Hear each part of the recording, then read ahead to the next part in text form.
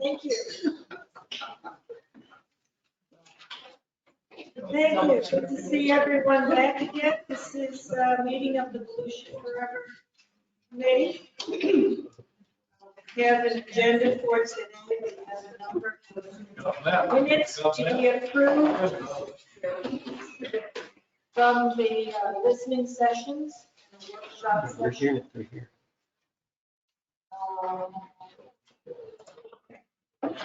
Do I need to do these one by one, or can I do them as a group? Roll call first. Roll call first. Please call the roll. Mary Ann Connors. Wanda Van Dam. Here. Steve Crump. Here. Gerald Feaser. Here. John Gamble. Here. Jessica Gow is with us online. Derek LaMontagne is online. Derek Orberg. Here. Suzanne Schreiber. Here.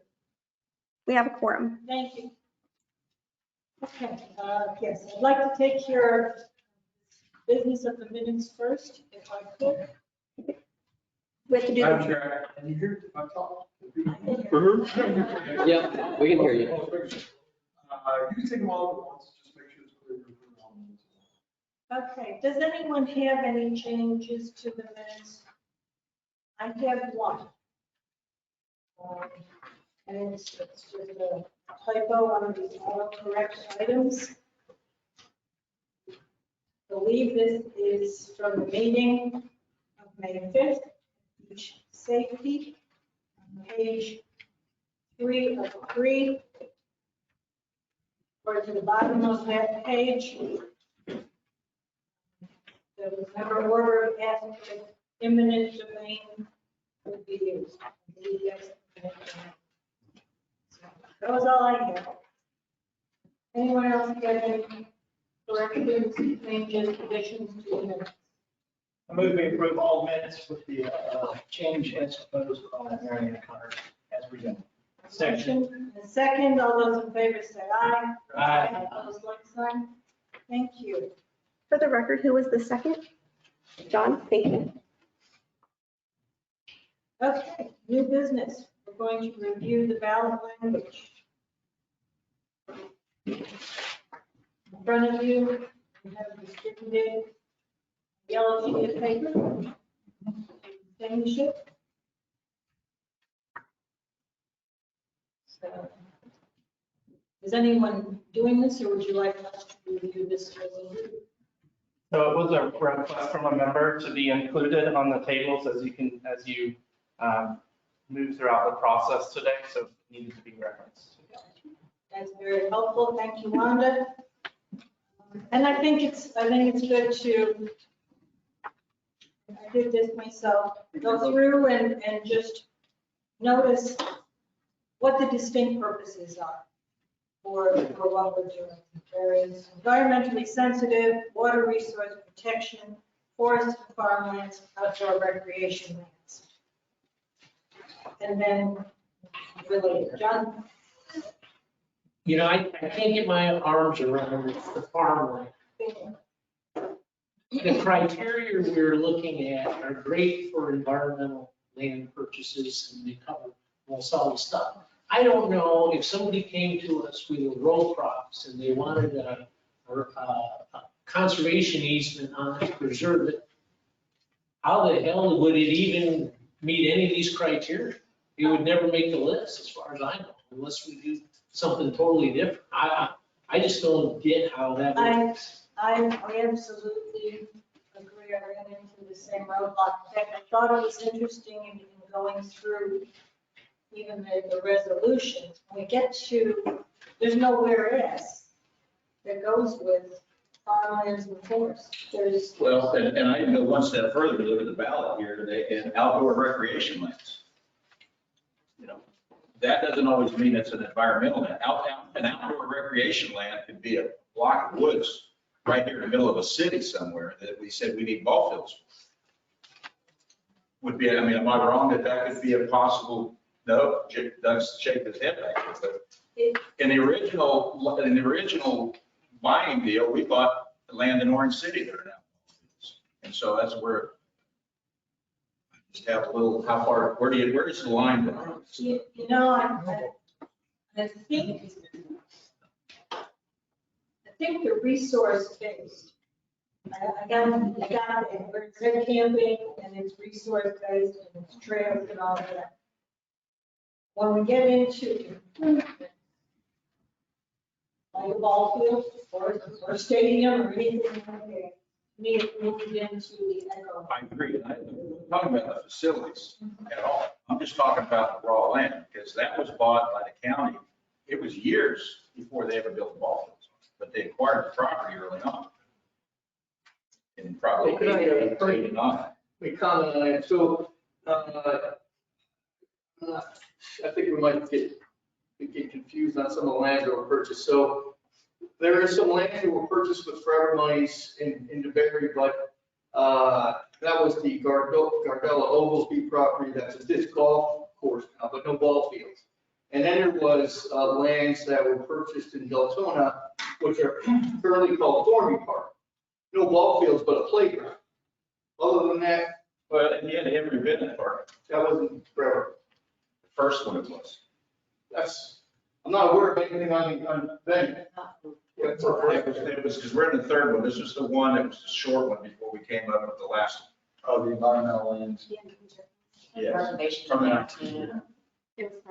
It's in the history books. So I'm not aware of any of those lands. Can anybody comment on I'll that? have to go back and check. Yeah. Obviously, that's not the. And it's not forever?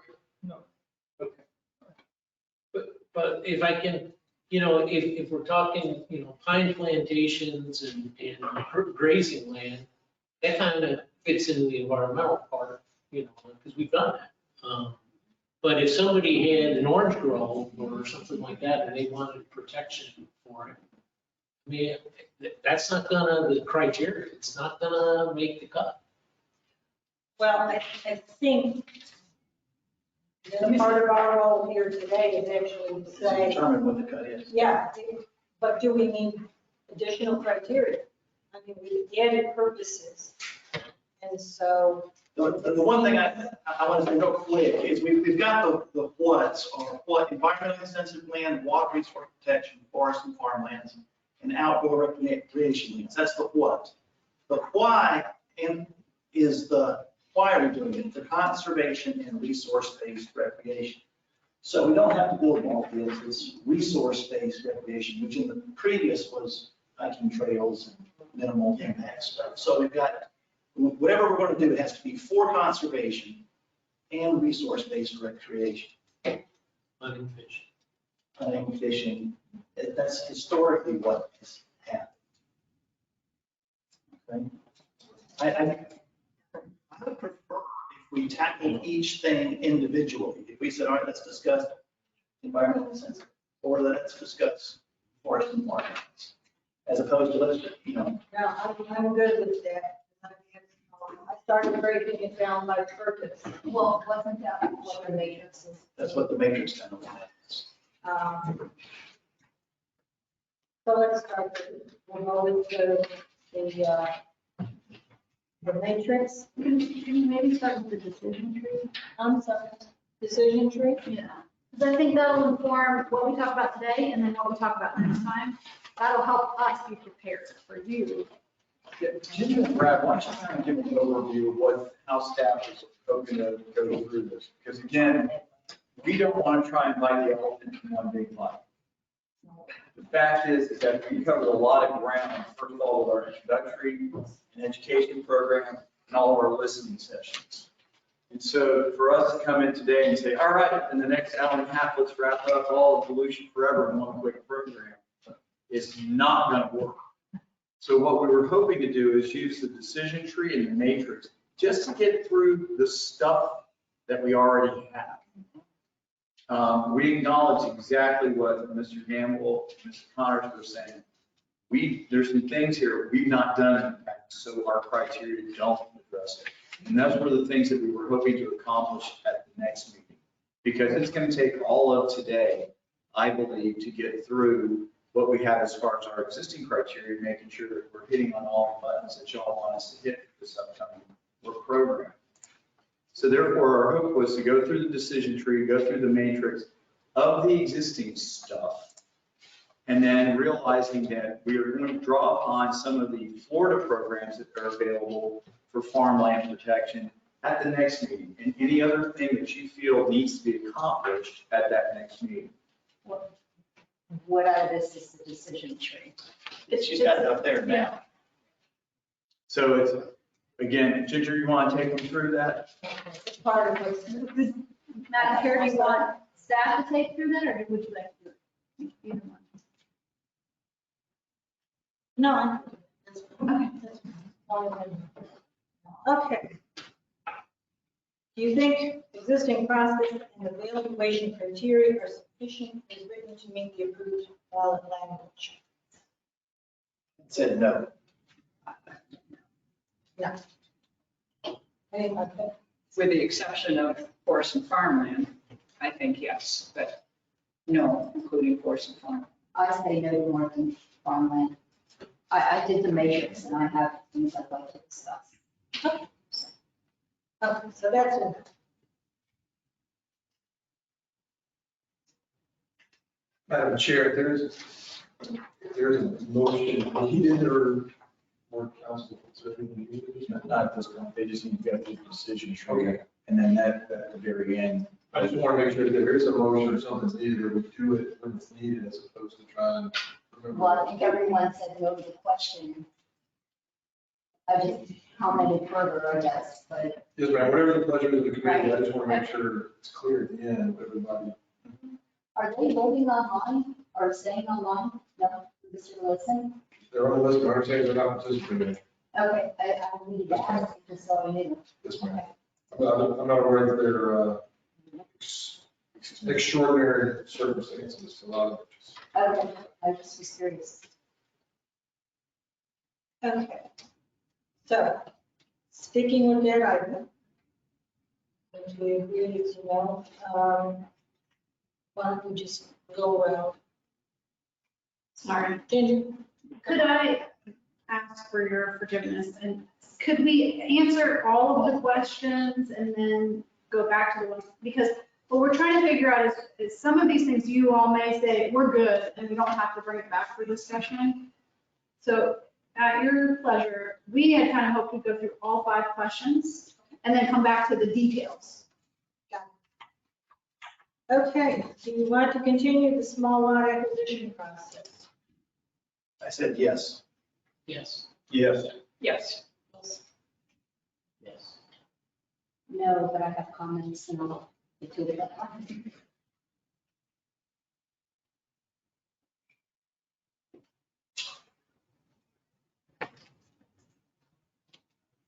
Okay, do you believe that the current Volusia Forever criteria are sufficient to meet the ballot language regarding forests and farmlands? We've established. That's no. No. You believe that the Volusia Forever funds should be used to purchase urban parcels or be used to purchase lands for green infrastructure projects? Ginger, is there a reason that there seem 2 different things to me? We kind of lumped those because they were other, right? They were other than what we're used to, and they're obviously other than forests and farmlands, but it came up a lot at the listening sessions. So the idea was, is the committee interested in pursuing those things like we heard from folks at the listening sessions? And then if so, that's probably a discussion for the next meeting. I don't know that we'll get through the matrix today. But if everybody on the committee was like, no, we don't even want to do that, then that doesn't need to be a topic for further discussion. Okay. I said I had written maybe, so I wanted to discuss it. It needs to be discussed. Yeah, the green infrastructure that they described, coastal stuff, I would say no to, but I don't know the full breadth of that. So just what I've heard so far, I wouldn't be interested. So I was, yes. Yes, I'm feel open to it. I'm going to have discussion on it. Discuss that. Yep. And then number 5, program is currently based on a willing seller model. The properties are evaluated individually by the committee. So that any property in the Volusia Conservation Corridor is automatically on the A list. Do you want to identify other areas that are automatically included on the A list for purchase? I said no. I heard no discussion from anybody about that.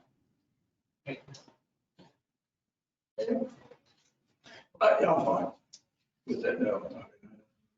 You can see all kinds of ways that, you know, you may at some point, you could have extenuating circumstances.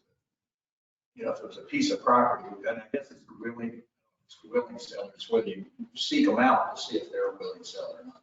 Is that a willing seller or is that one you're trying to persuade? I think this is a question of the, is it automatic, on the A list? So we have one body that's, I think, got a lot of history to it in terms of the conservation corridor. I had asked how many, I mean, I guess this isn't the time for discussion, but since we can't even answer the question, I had asked how long, how many years some of those properties have been on the list at the one listening session. I never really heard. I think there was an answer. No, they said they would look into it, I thought, and get back, but many years, I guess, was the answer. Yes, some of the properties were on for more than one cycle. But I still don't have the specific answer on that. How long have you been on Right. that? Okay. Well, looking at just whether it's still automatic or anything else should be automatic. Yeah. I'm in the know. My only question is what the difference is between the Volusia Forever and the Florida Forever, what overlap there is, or are there things that are in Florida Forever that should be in Volusia Forever? I don't know. Doug can maybe answer that. The difference between Florida Forever and Volusia Forever, is there much difference there in terms of lands? My recollection, not much Okay. difference in evolution. Right. Obviously, forever statewide, but I don't recall much difference. Okay. Florida was in there. Okay, then That was the main thing, maybe Spruce Creek. yes. I think Spruce Creek. I don't know, like 2 years ago, properties across the forward. So, you know, I mean, you can put it on there once a year or whatever. Remember, on the B list, you have a resolution that allows you to take a property off once a year when it's dropped down to the B list. We had it on, but you can take 2 cycles, you can bounce one, so you're not bound to move it down to the B, and then you can, it's a lot shorter time limit than what we started out with. Then I'm okay with no. I'm gonna say maybe. I would actually, we just had quite a bit of discussion. I kind of like to have some more discussion. And so I would say maybe. We do have a map that we can show that shows all of the Florida Forever priority areas that exist in Volusia County. So we can revisit that with that map, if that's helpful, and then that may help, help make that decision. Okay, is that what you're thinking, Suzanne? Something with its own designation? That would help. I think if we're only carrying over the A list, and that's at most some misunderstanding, I think that would help. You can add to the, you can add new properties to the A list.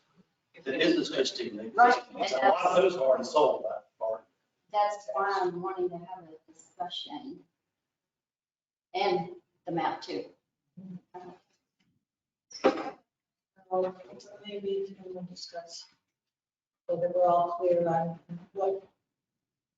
what could be, I guess. Okay, so. Thank you. That gives us some direction. Yes, ma'am. Okay, so. Using the feedback matrix. Look at that. Is that what you go through?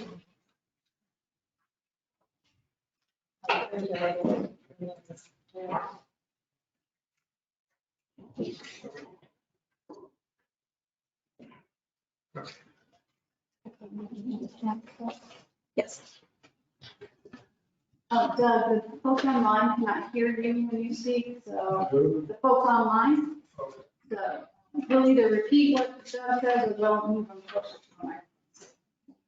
I'll try to be good. I have no doubt.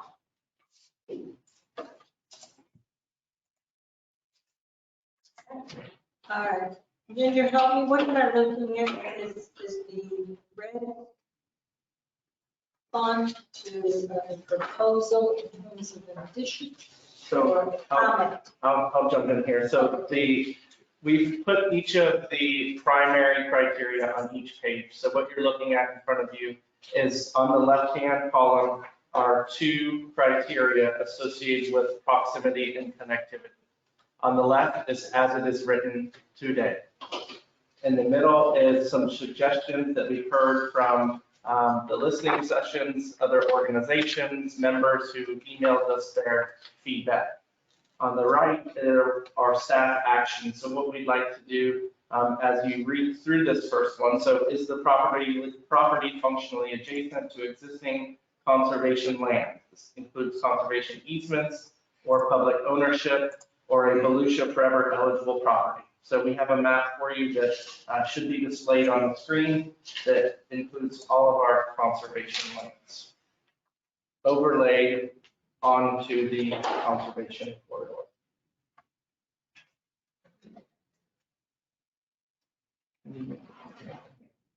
We'll make it bigger for you.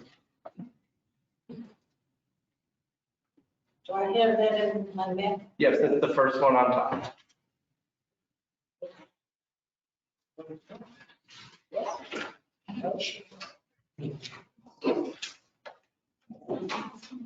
Oh, that's what we're trying between the colors, the 2 flesh colors.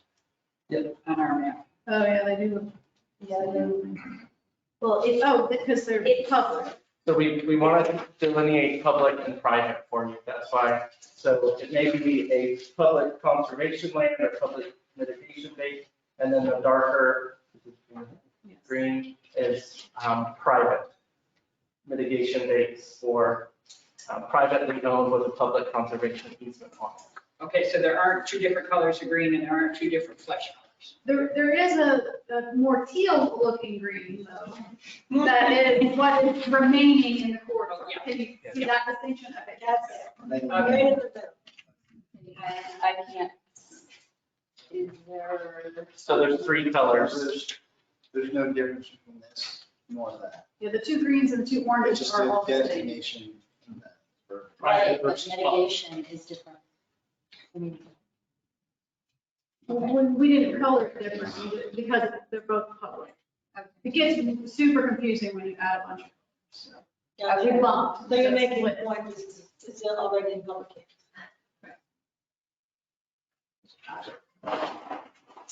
Could I ask, does this include lands in conservation by accredited land trust? Are they considered public or are they not considered public? I'm thinking like Conservation Florida and. No, this is state, federal, county water management district. Okay. And then the easements are those easements that were purchased conservation easements. There are other conservation easements within the county that are regulatory easements that are usually mitigation to offset wetland damage. Those are not on the map. These are only the easements that were purchased using like Volusia Forever dollars or easements that the water management district may have purchased. what is this and this? Those are public conservation lands. That's Spruce Creek. This is Spruce Creek, That's for and this is That's Tomoka Timucua River. State Park. Right, so the Timucua River though. Yes. It's the cheap.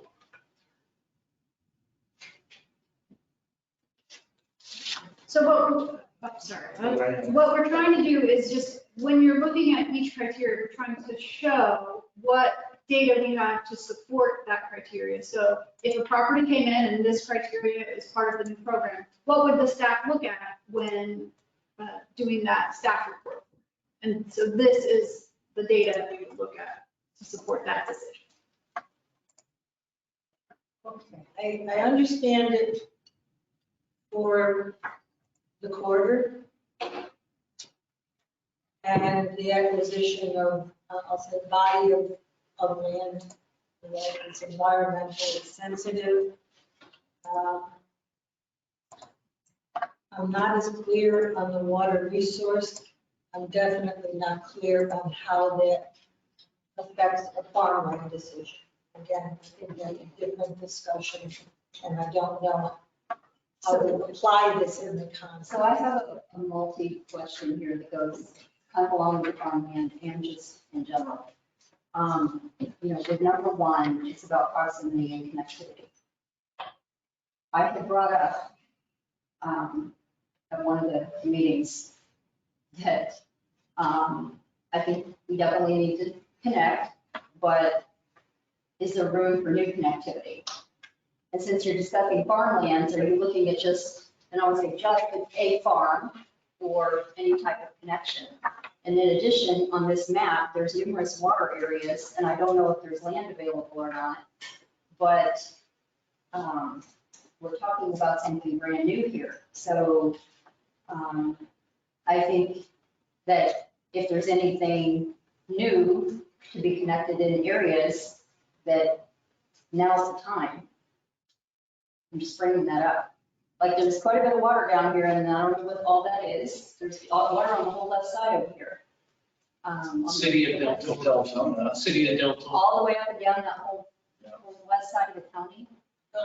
And then, There's a sentence, there's a center thing in lakes that run through the county. okay, and then the Tomoka River. Houses all around. The Tomoka River and south on Spruce Creek, which you just said. So, I don't know. Well, as I'm reading this, it all made sense to me in the context of what we were doing originally. I agree. That was for larger environmental corridors and habitats. And I don't know that all of these criteria apply to all of these purposes. I guess that's where I think there may in fact, by purpose, be different criteria that apply to what would be a priority for that purpose. So I guess I'm opening that door. I think for the environmentally sensitive, I still understand it. Well, what I had added myself, since I did not turn in the way that John did,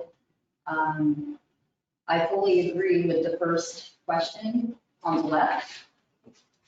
And in addition, we're starting a new connectivity of conservation land. I think if it answers that question of new connectivity with conservation land, in addition to what's already there, that's an example. And as far as farmland goes, since we can't seem to make that work here, would it be an individual farm? That's what I'm asking, obviously. Doesn't what's around the farm matter? Like that doesn't matter at all. I mean, to me, I don't see us buying farmland. I see us protecting farmland with conservation easement. Okay. I mean, I think that's what I'm getting out of this. It's not specifically lined out to that thing, but why would we buy farmland? No, I mean, the county doesn't need to. I couldn't make it fit in this anymore. Unless we were gonna turn it into something else. But I mean, if you wanted to keep it in agriculture, the way to do it is protect it with easement. Like we have, there's other ranches that are protected with, that Doug had, the Fours and the Levises. Those are always gonna be in agriculture. And that's easy because those lands are pretty environmental too.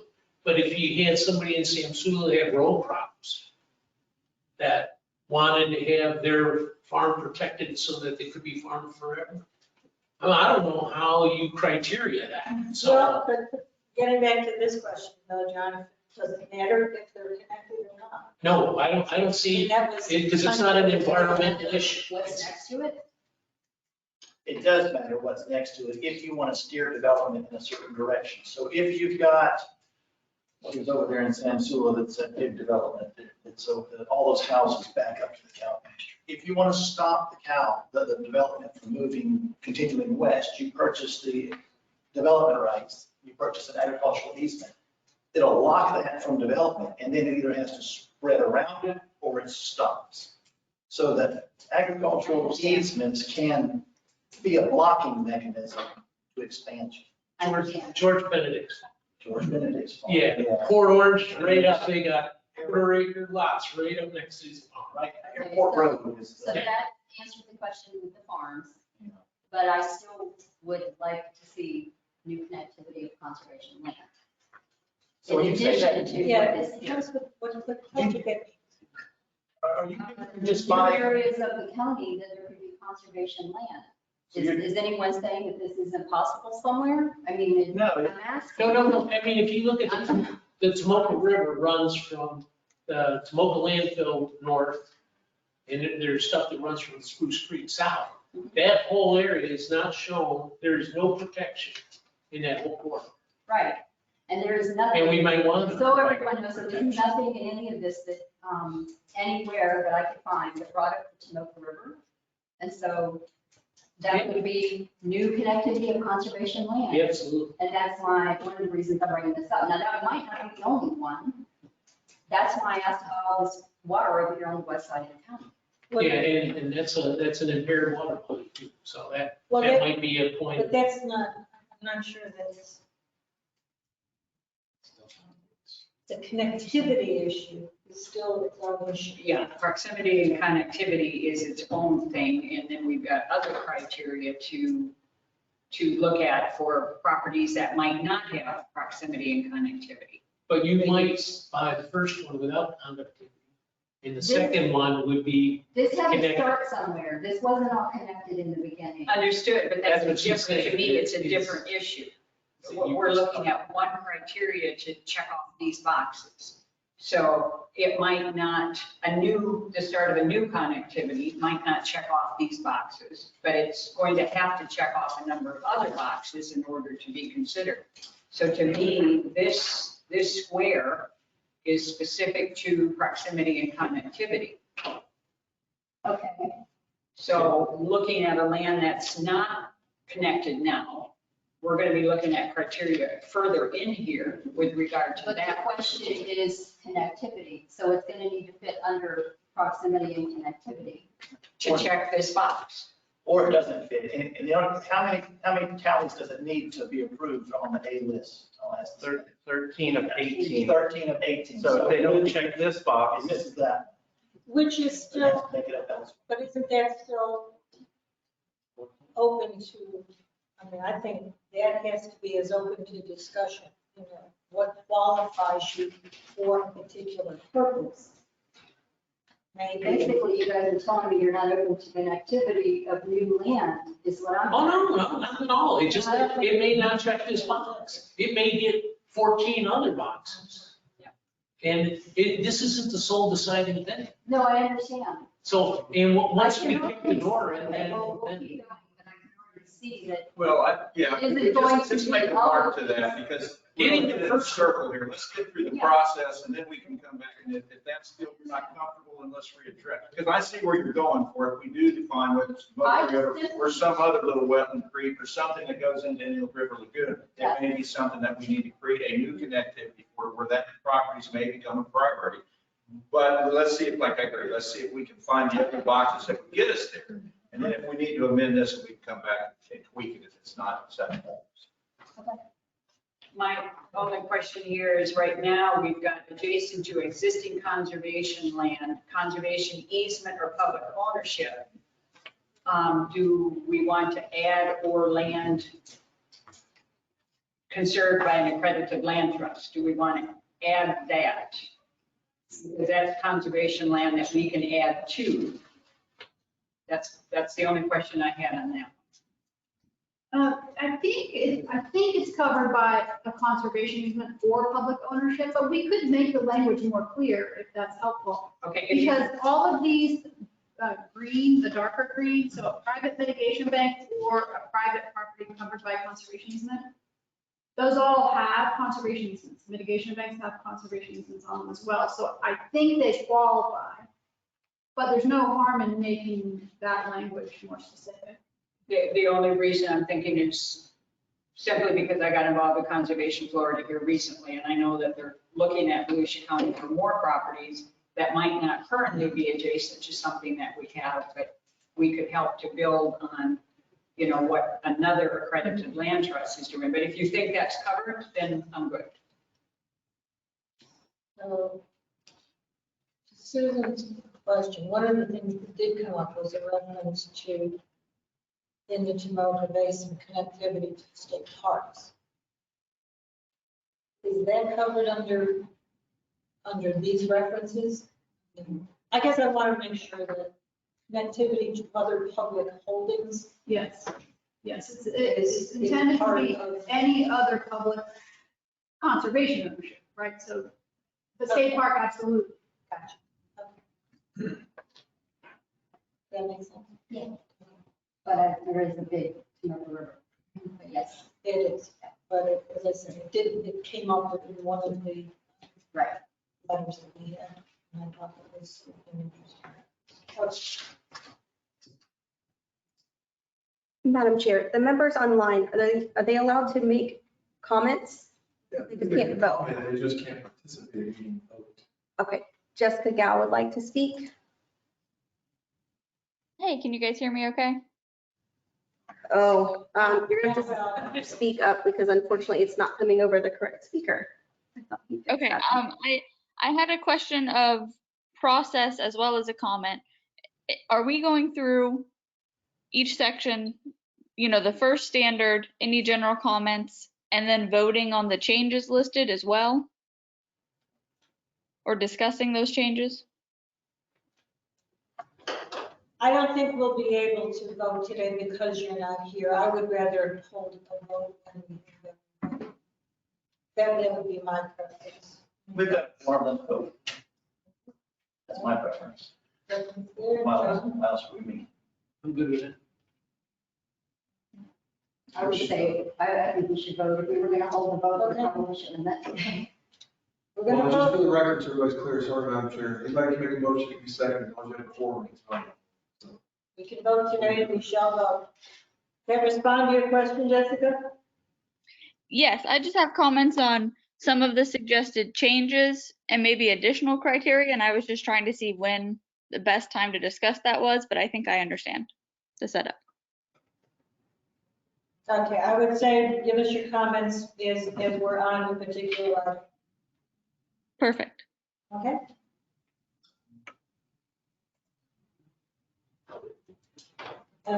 So do we have any, have a suggested change? Which one are we on? I'm sorry, I'm still on number one. I personally like the first writing. I do recognize the interest of rural and family lands protection program. That one deals with farmland. It's in columns, the middle column. The other thing I noticed it's not mentioned, it talks about column one or Volusia forever eligible property. There's also Florida forever eligible properties. We want to start listing them, and we ought to list all of them. Perhaps, what do you think? I mean, I would like to see a broader heading that refers to other lands and public properties and other public lands for similar purposes, something that creates. Any potential partner out there ought to be listed. Or does listing them exclude? Yeah. Listing. Yeah, that's my thought. Where do you stop listing them? Because if we list them and then something's not on the list. then are we excluding them? Well, however we word it, we're not excluding, and but that ought to be easy wordsmith something there. So Gerald, we're thinking of the list and then the four other. Or other things, just so other- we're looking for partners out there. We want to make sure. We need some good legal language. I thought staff was going to be the negotiators here, so I assumed that they would be looking for any partner like you're saying. So I didn't know that it would need to be in the language because I thought that staff would do that. Well, and so this is talking about if the property in question is adjacent to a property that is already in conservation or is adjacent to a property that's eligible for a conservation program, then it would get that point. So I think what Mr. Crump is talking about is, is Volusia forever? So that, to me, that means, is this adjacent to an existing conservation land or something on the forever acquisition list? It could absolutely be expanded if you felt like, if you wanted it to say, or any other Florida forever. Right? Yeah. Just don't exclude it. That's an interesting point, because that would address your issue of not being connected to Florida forever, but if it's connected by a property in between that is connected to Florida forever, now it's adjoining by association. Right, hoping that that Hoping that the piece one in the that- middle will eventually get acquired. Put a string together. Yeah. That's an interesting subject. Kind of like the way it's written there. Somebody thought it pretty well done. Yeah, a whole team to help. Yeah, don't give them. Yeah, don't get it too much credit. He's just a figure. Okay. Will we come around enough times? We beat this one to death, yeah. We're not gonna change a thing. I think Jessica, though, had a comment about the suggested change. She has her hand raised. Jessica, you can unmute yourself. Thank you. My comment on this is if we did decide to expand to include other organizations or eligible property sections, my concern is that if there's a listing, like the Florida Forever listings, that's great and easy to see, but I don't think it would be our role to look at the, say Rural Family Lands Protection Program and ourselves make the decision if a property would be eligible under there. I think they would have to have a list of already approved projects like we do at the end of our process that we could compare to. I don't think we can be the decision-making body on if something is eligible under those programs.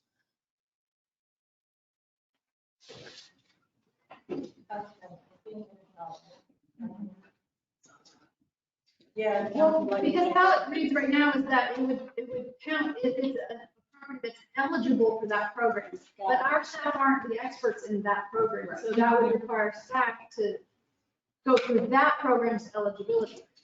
But if there was a list that says, here are the eligible properties, that's something we could access and then be able to tell you if it is or isn't. So that's a good distinction. It's about the eligibility. We don't want to be in the place of figuring that out. Yeah, because there's a lot of other groups out there, and for us to keep track of what's on their list. I mean, what I was thinking more in terms of those that have already been acquired. But if the accredited land trust properties are on our map, then if that's covered, then I'm good. Because I agree that looking at this, if we just have Volusia Forever on there, it sounds like we're excluding other properties. But if we try to put every conservation group and their eligible properties, I don't see how we can do that. So, when these other groups are looking at stuff, do they go to Volusia County and say, would you guys like to be a partner on this parcel? I mean, does that happen every time? Or is that just an occasion? You're talking about like rural family lands? I'm talking about any of these. St. John's. Yeah, the state and St. John's, anybody. In the past. It seems like everybody's looking for money. So it seems like if somebody was talking about buying a parcel on the Tomoka River, we would know about it. Somebody would come to us and say, we know you guys got some money, would you like to partner? That's the way I took it early on from staff. Yeah, so to me, if you guys knew about it, you know about it. If if you don't know about it, I wouldn't spend a ton of time researching it because they're likely to already come to us to ask. So just throwing that out. Madam Chair, Derek Lamontagne would like to speak. Derek? Hi, can you hear me okay? Yes? Great, thank you. Yeah, I just want to make a couple of comments. I am for if they want to add in the suggested change of the rural and family lands, that's okay with me, but I do understand the concern of, we can't list everything. I think though, if we leave it as something like, or as a, Volusia forever eligible property or similar, conservation program, if we just kind of add that in, that might cover it. However, more broadly, I guess, since this is the first of many topics we'll be covering, I kind of wanted to throw out a suggestion, and we don't have to do it or anything, but perhaps some of the bullet points or criteria should be weighed differently than other ones, because as some of the other members mentioned, this one in particular, just being adjacent to another property is okay, but also I'm totally okay with it being like a new property starting a new area as well. So I mean, it's important, and if we can do it, that's great. And there might be other criteria to check, but then I'm just looking ahead to the second bullet point, which is talking about connecting to corridor, or making a corridor by connecting two lands. That seems twice as important as the first bullet point to me in some sense. So I almost want to say, like, maybe we should have for these criteria, two different strengths, or one worth like 2 points, one worth 1 point kind of thing. I mean, again, it's just a suggestion. We don't have to do it if it's too complicated, but some of them do seem more important, and I'd like to weigh them stronger, and just want to bring that up now in case. So that's one possible solution to kind of create a more something that averages out better to what we're looking for, I suppose. So that's my suggestion. Thank you. Thank you. I think we may have more of that discussion in a different point. Right now, if we can just get through one criteria.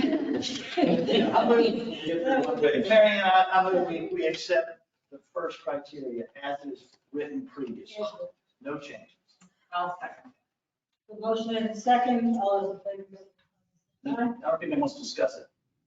Motion, Well, I have a question. I mean, Yes. So going forward with the rest of these, shouldn't we take each one and then go back and approve each one? In other words, what if something else in here ends up causing us to go back and want to tweak, and we've already approved it? We can't go back and tweak it, right? Is that, once we make a motion and approve? No, you can go back. Okay, because I'm asking you, okay. Because I thought we should go through each one and then go back and approve. But that's fine. We'll probably be confused. Yeah, we can wrap up some. Let's wrap up. Call for the question now. We'll call the question. All those in favor, signify by saying Aye. aye. Those like sign. Okay. Just 23 more to go. We'll Yeah. Just for the record, was that unanimous? Was that?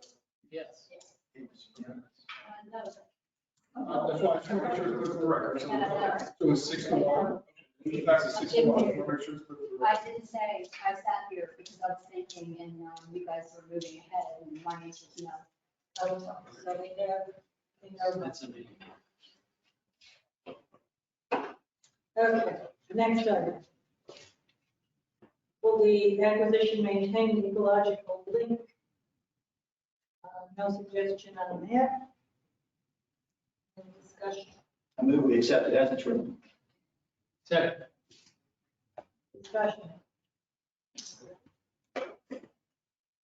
What would the GIS there? That's just how they're gonna give you an answer to it. That's the data. One of the things they've done here is tell us what some of the references will be in looking at these questions, so that when we have actual applications, we'll know what we'll be looking at in terms of side. Yeah, that's the mapping information. You get that. Any further discussion? No further discussion. All those in favor, signify by saying aye. Aye. Opposed, like sign.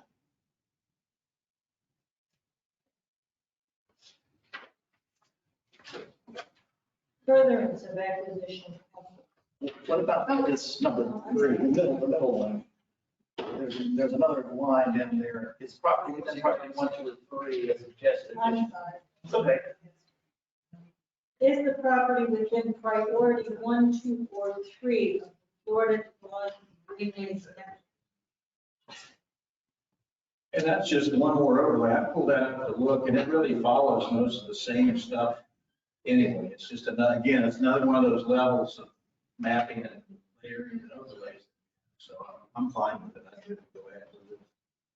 Might have to add more, but it's a problem.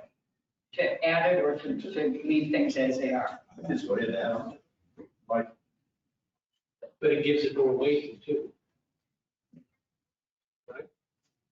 but it would be back to the core of the, yeah, it would give a little weight. Give them a way to weight some of these. You get a tally point, you make, you're saying, make it a box to check, is that what you're? I guess. They move it from there to here. Yeah, moving on over to there. So there would be 3 things in that category, Right. 3 points you could get.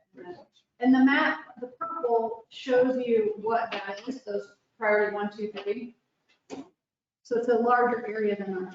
And this would address Suzanne's issue of perhaps Just some wanted to- areas that this could help Suzanne's properties that aren't connected and aren't in a priority area get one tally point. Mhm. So yes, this broadens the scope, Broadens the and area. there's an additional 50 million in the state budget for this wildlife corridor greenway.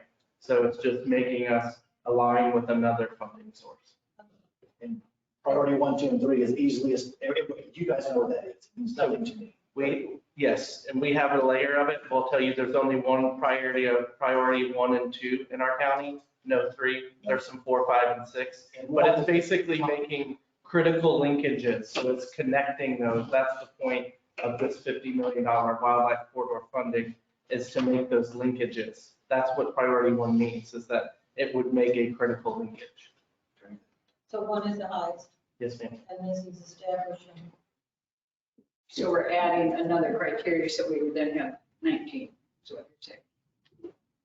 Well, So depending I on think the. we're not done yet. One of 14 points. Madam Chair, Jessica Gal would like to speak. Jessica? I have a comment on the proposed change, and that I think it should be broader. I think the first 2 connectivity criteria relate to connectivity to existing conservation lands, which is great, but I think it has already been noted there's other types of connectivity, habitat corridors and wetland connectivity and things like that. So I would prefer if we change this to say something along the lines of whether a property serves an important biological or habitat link between sensitive communities, which would pull in the proposed change now with, I think, the ecological greenway corridor, but would allow us to have more flexibility in looking at interconnectivity on an environmental and habitat level.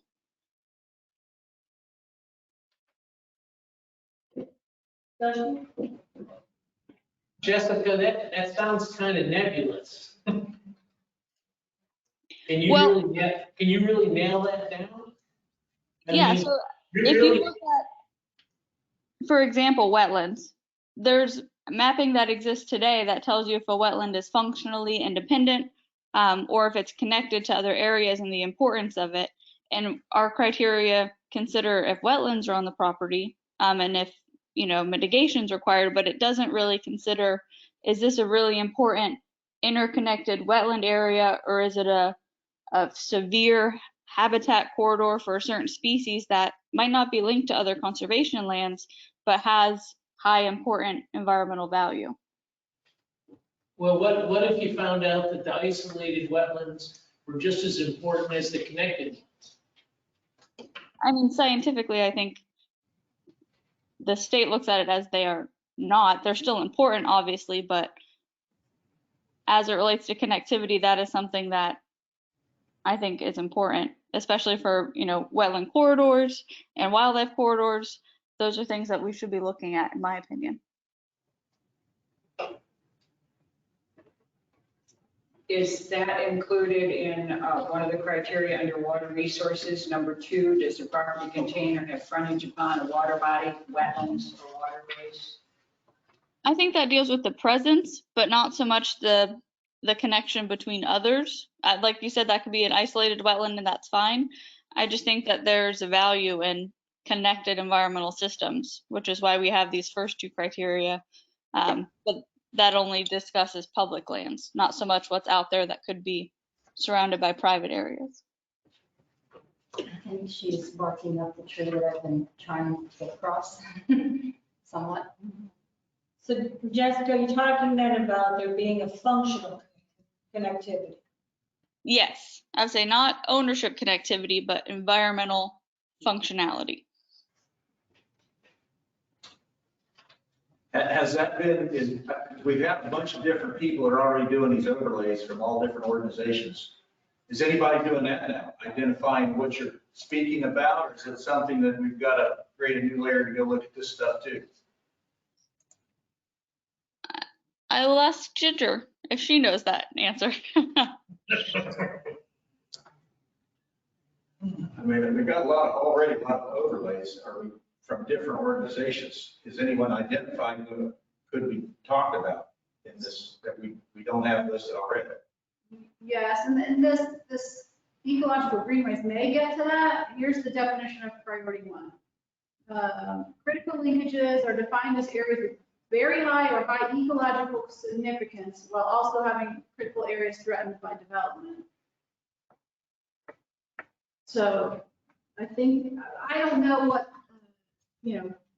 process they went through to prioritize this. The other thing that we've done here in the county, and this has been a long time, Marianne, you remember the map A lands. Not to be confused with a list, right? Totally different. Which are now called ECO in our GIS layer, environmental corridor.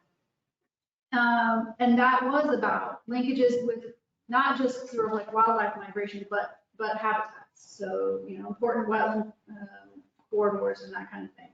So Kelly can pull that up, I think. You want to see that? Well, Ginger, let me ask this, because I'm trying to understand what is an identified. Okay, it's like it has an official designation as opposed to something that may come forward in an application. So if we're thinking of all the comments we've heard about being clear on science-based and identifiable criteria, designations carry some weight in terms of having that as part of this process. So the green up here is what we call the environmental core overlay. And that was it was a GIS-based study that used land use and vegetation. It's probably 15 years old at least now. But it identified those critical linkages and included the water bodies and the associated wetlands. And so she zoomed into that Tomoka area. So Suzanne, you can see how that's part of the eco. Now, we have that in our comp plan with additional protections, but that's only in the incorporated area. But the eco map, the original eco map was the entire county, even in the cities, and that's what you're seeing here. So that may get to, I think, what Jessica is talking about. Then your question would be, if you like this as a map and a criteria,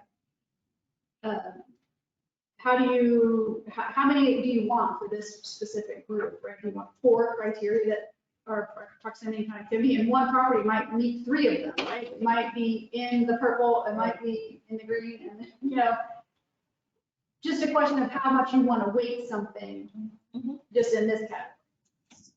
The other thing too is I like this map data better than somebody's opinion. Okay, because there might be 6 different opinions in this room, and they may all be right, But the fact of the matter is only one of them is gonna count at some point. So when you have map data, it's either in or it's out, or part of it's in, part of it's out, but you can actually see, there's actually some data to go on. And so you might, if you liked all of these, you could say, is it within the priority of the Florida Ecological Greenways Network or in the environmental core overlay mode? So that then it's not 2 points, it's 1 point, but it could be either of those. Yeah, I think, Yeah, I think that makes, that's sort of where we need to be, is that it has some designation. Yes, and I agree. When it doesn't have to be a bunch of them, put it in 1 or 2. We have a pretty decent weighting thing. We've got to look at the ag lands and farmlands. That's going to take probably 1 or 2 something or others down the road to get there. So we probably, it's been pretty well weighted before. I'd like to get through a lot of all these before we start trying to go too far with the change and see if we're not reinventing the wheel. You know, that some other things, given the criteria to address a certain problem or potential problem that might already be covered. But here we're talking specifically about proximity and connectivity. And we aren't talking about that in other, I mean, that's the category we're in. So do we want to add proximity and connectivity to these other lands as the third point? Because this is the only place that we're going to have proximity and connectivity discussed. It's in these, what we've got now is 2 points. Do we want to make it a third point? Like Ginger was saying, to add the Greenway Network and or eco-lands, the environmental. I get a motion. Let's go. Do I have a motion? I don't really have we can wordsmith it to get to where there's not going to be more than 2 or 3 in this area. And however, I'm not a wordsmith, there's people make way more money in this room that can wordsmith it than I do. So, yeah, I get the point across and let's move on. So then, if we're going to vote on this and then move on to the next one. We can still come back. Yeah, this is a big sticking point that we're not getting too far too fast. And we got a lot of area covered. And so I think we need to move on and make a note that how we want to wordsmith this. And I'm sure between now and the next meeting, staff will probably come back and make this law. Right? You understand? I understand. yeah, the oral language sounded good. Okay, next item. Furtherance. This is a continuity of. Does the acquisition further a project within previous or existing land acquisition programs? I move we accept it as it's written. Second. Discussion. I think it's clear that it does furtherance, it does its mission, which is to continue what's already been started.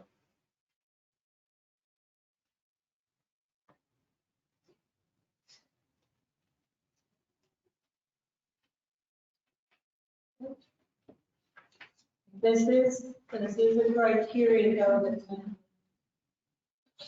that will be more specific to the existing program. I'm going to send it to you. So, yeah, I just think we're going to discuss some of that. So I think this reflects.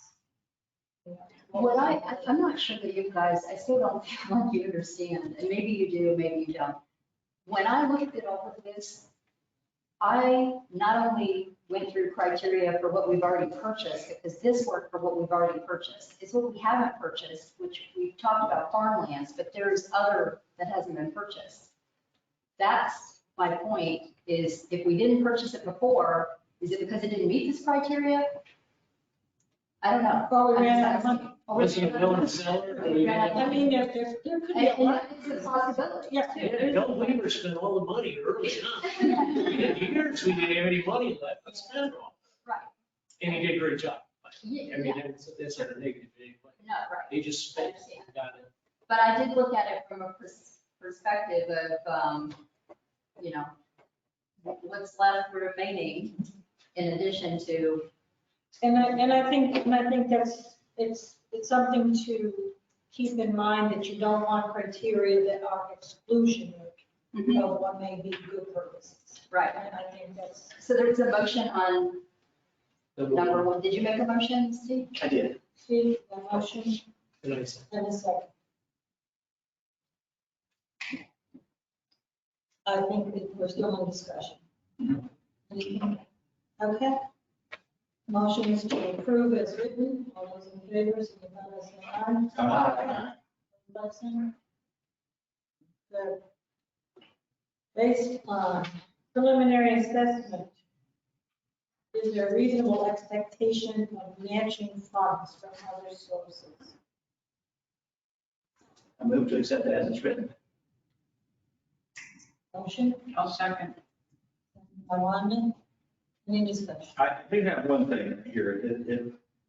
You know, we talk about everything else, the priorities are all about environment, how it serves, and, you know, this is one that we go outside the box and we say, forget all that. If we can get the money to do it and somebody else wants to do it, we're going to give you an extra point here, and we'll get some point from that. So this is one of those little caveat things here where it has nothing to do with the environment. It has strictly everything to do with money.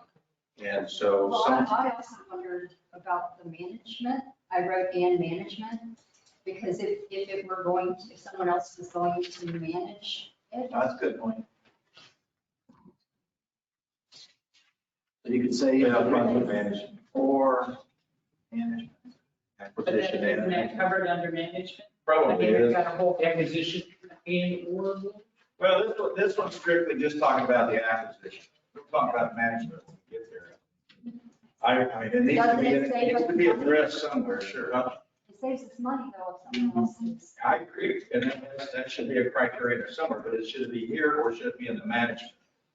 Quite often required to find someone else to manage. So again, I'd make a note of that, that if it's not addressed sufficiently, then we can come back and find the right box to check. But I just bring it, I should just get my mouth shut. It is something where it's all about the money, you know, it's one of those criteria where it's just the money, just so. I'm in favor of it. But I mean, think of it this way, if you have a tie, you got two property owners, you came in and said, I'm willing to sell you my property. And one's valued at $1 million and one's valued at $1 million.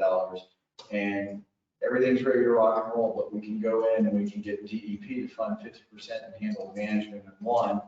And the other work on our own, obviously it's better use of our money because then we can take the other half of it. And it gives it an extra point. Right. It doesn't mean you're going to necessarily go do it. It just means it helps with one more process. It's a tiebreaker. It's just like those two St. John's farms. St. John's is good. You're just looking for us to help with the purpose. Right. I call for a question. Okay, question's been called. All those in favor, signify by saying aye. Can I ask for clarification? I'm sorry. So did we add the words or management at the end? No, We did not. We did not. But we want to make sure that's addressed in the process. In terms of partnership points. I'm going faster than I should. I move to amend my motion. I would like to add the word or management. Okay, so you want to be part of this. And not just in the management. I think, and I'll tell you why, somebody seconds it, I'll tell you I'll say. why. Here's why I wanted to do it. Hold on, because it was already voted on. Yeah, You're going to have to withdraw the motion. No, it's a motion for reconsideration. What were you, what's the, I didn't hear what you said. I want to address the or management thing right now when we're talking about it. And just say it, right, to put it out. You jumped the gun. So you'd like to make a motion for reconsideration of the last motion? Yeah. Is there a second to that? Yes. Okay. And now it's on the table. It's on the table for discussion.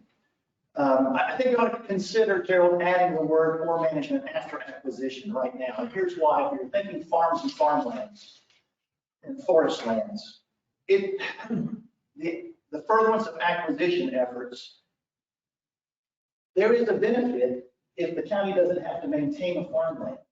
Thank you. They would, the farmer continues to maintain the land and there's no Annual cost. annual cost to the county. So I think it's an important part to add to it here at this point. It would give a farmland a talent point that may not catch anywhere else.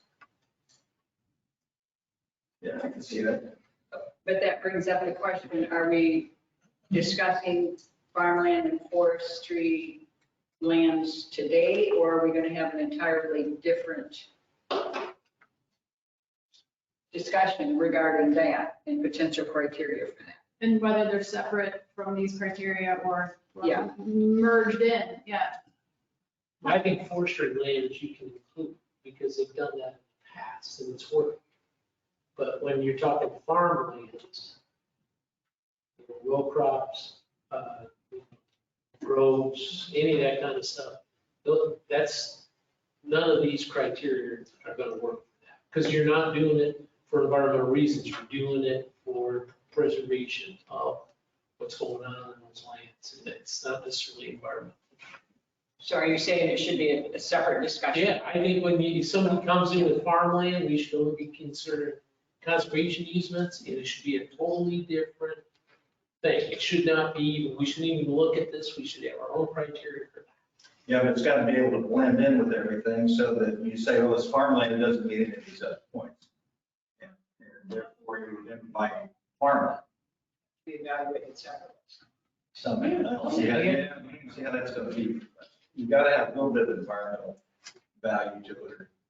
Well, you can say that, and your property might, but if somebody wants roll crops, how are you gonna make the environmental? No, I'm not sure that's going to work either. I agree with what you're saying. I'm just not sure how we're going to get to that. That's why I want to go through the process to see where we're at and what we have before we start saying, this is not going to work. We need to tweak it. Okay, I think the management addition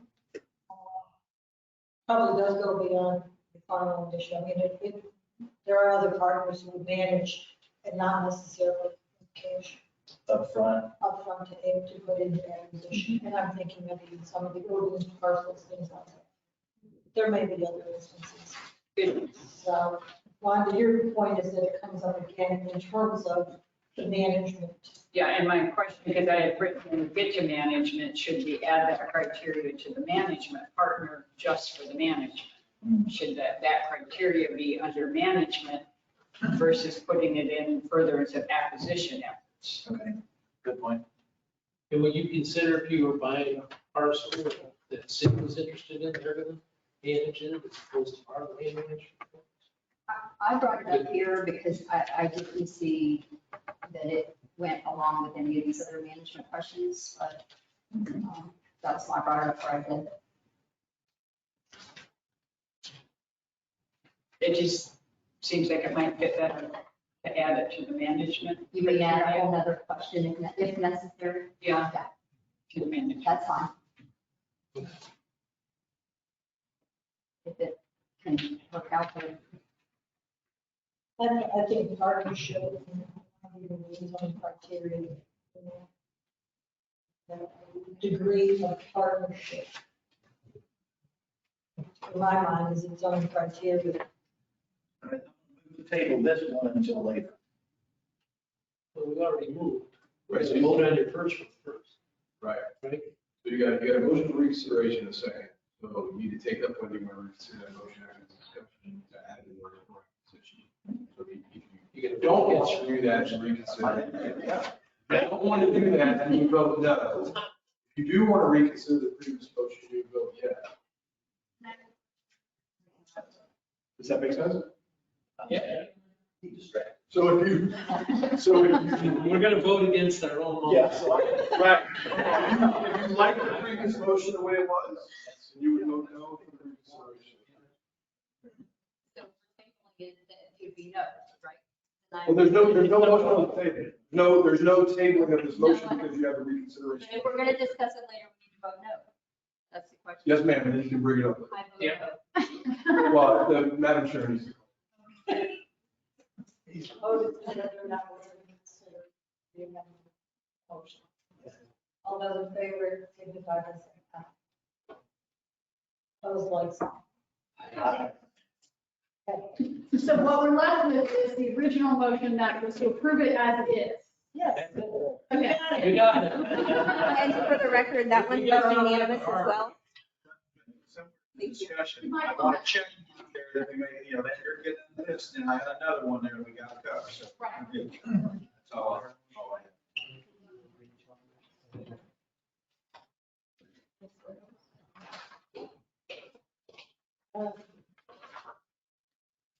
Water resource.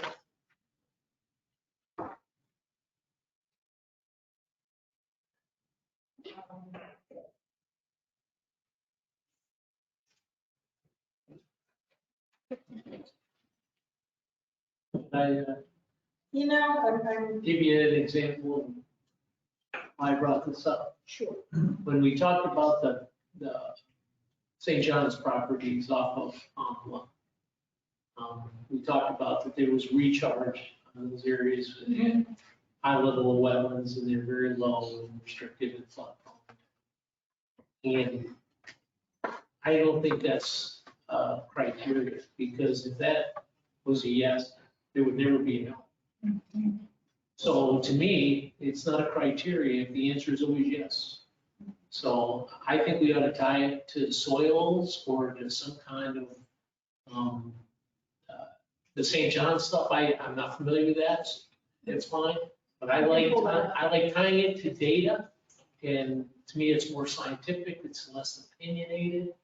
I know the mapping isn't always 100% correct, but I'll go with it as a criteria. And So, John, we found a type A layer and overlaid it onto the recharge layer, which you see now, and it lays on top of each other. okay. So that's, whatever people want to use is, and whoever's doing the analysis, it's fine with me. I just like it tied to data. You guys know me. I want an opinion. I want something that we can hang our hat on. So we have a designation we can refer to. Yeah, and I'm fine with that. Staff's got better information on hands. So then how do you want to word it? You've got one you want to replace with three. Get those three into one. Should read it quick. Well, and I had two comments. One was recharge and one was floodplain protection. So the second one was mine, and the last one, I don't know who's that was. NFLT is North Florida Land Trust. Okay. But anyways, I thought floodplain protection is just, is as good in wet areas and stuff, is as valuable as Let me ask you, what is floodplain protection and groundwater recharge? it doesn't, it's just the exact opposite. Oh, okay. If that water's running off, we're not getting that water. The water's headed towards the big water. Okay, so that doesn't. No, we don't, but we don't want to develop in flood-prone areas. So it's worth protecting them, and those areas are usually environmental areas. So, the floodplain along St. John's River, it has a tremendous volume of water that it can hold during flood events and things like that. You don't want to feel that. I have one idea. So I think that the far right handles, I think, you tell me, handles the question about recharge. Maybe, John, your second bit about floodplain could be incorporated into number 2, where we're talking about frontage upon. You could incorporate floodplain into that potentially. Those two go together better, I think. Yeah, I would be happy with that. I didn't like the idea of wetlands in that, because wetlands are you could have a 1 acre wetland So look at. as opposed to a river green system. Look at the far right on that one. That was sort of where staff was. We agreed with the wetland. I know, but I don't. If we take waterway out of there, are we then removing situations like the St. John's River? No, we're not. So we actually looked up the definition. It's the same, waterway and water body are the same. Okay. So we made sure. Okay. It was just redundant. That was why we made this suggestion. I know, but what I'm saying is if you have a 600 acre property and you have a 2 acre wetland in it, does this get the check? No, but what we were saying is, it would change to say, does it have frontage on a water body or wetland? Yeah, or wetland. I'm just saying is if it's got a little dinky ass wetland in it, it's not significant. I thought we had moved wetlands to the other category, environmental sensitive lands. Gotcha. Well, maybe you could say a water body or within the 100-year floodplain. There you go. I'm happy with that. The wetland's always going to be in the 100-year flood, right? Not necessarily. Is a wetland, Well, is a wetland a water body? no, the definition of wetlands includes surface waters, so surface waters are wetlands, but not all wetlands are water. Yeah. Is, there was a body of work that we did in studying stormwater basins. Those studies identified lands that would be significant in terms of flood retention and water treatment.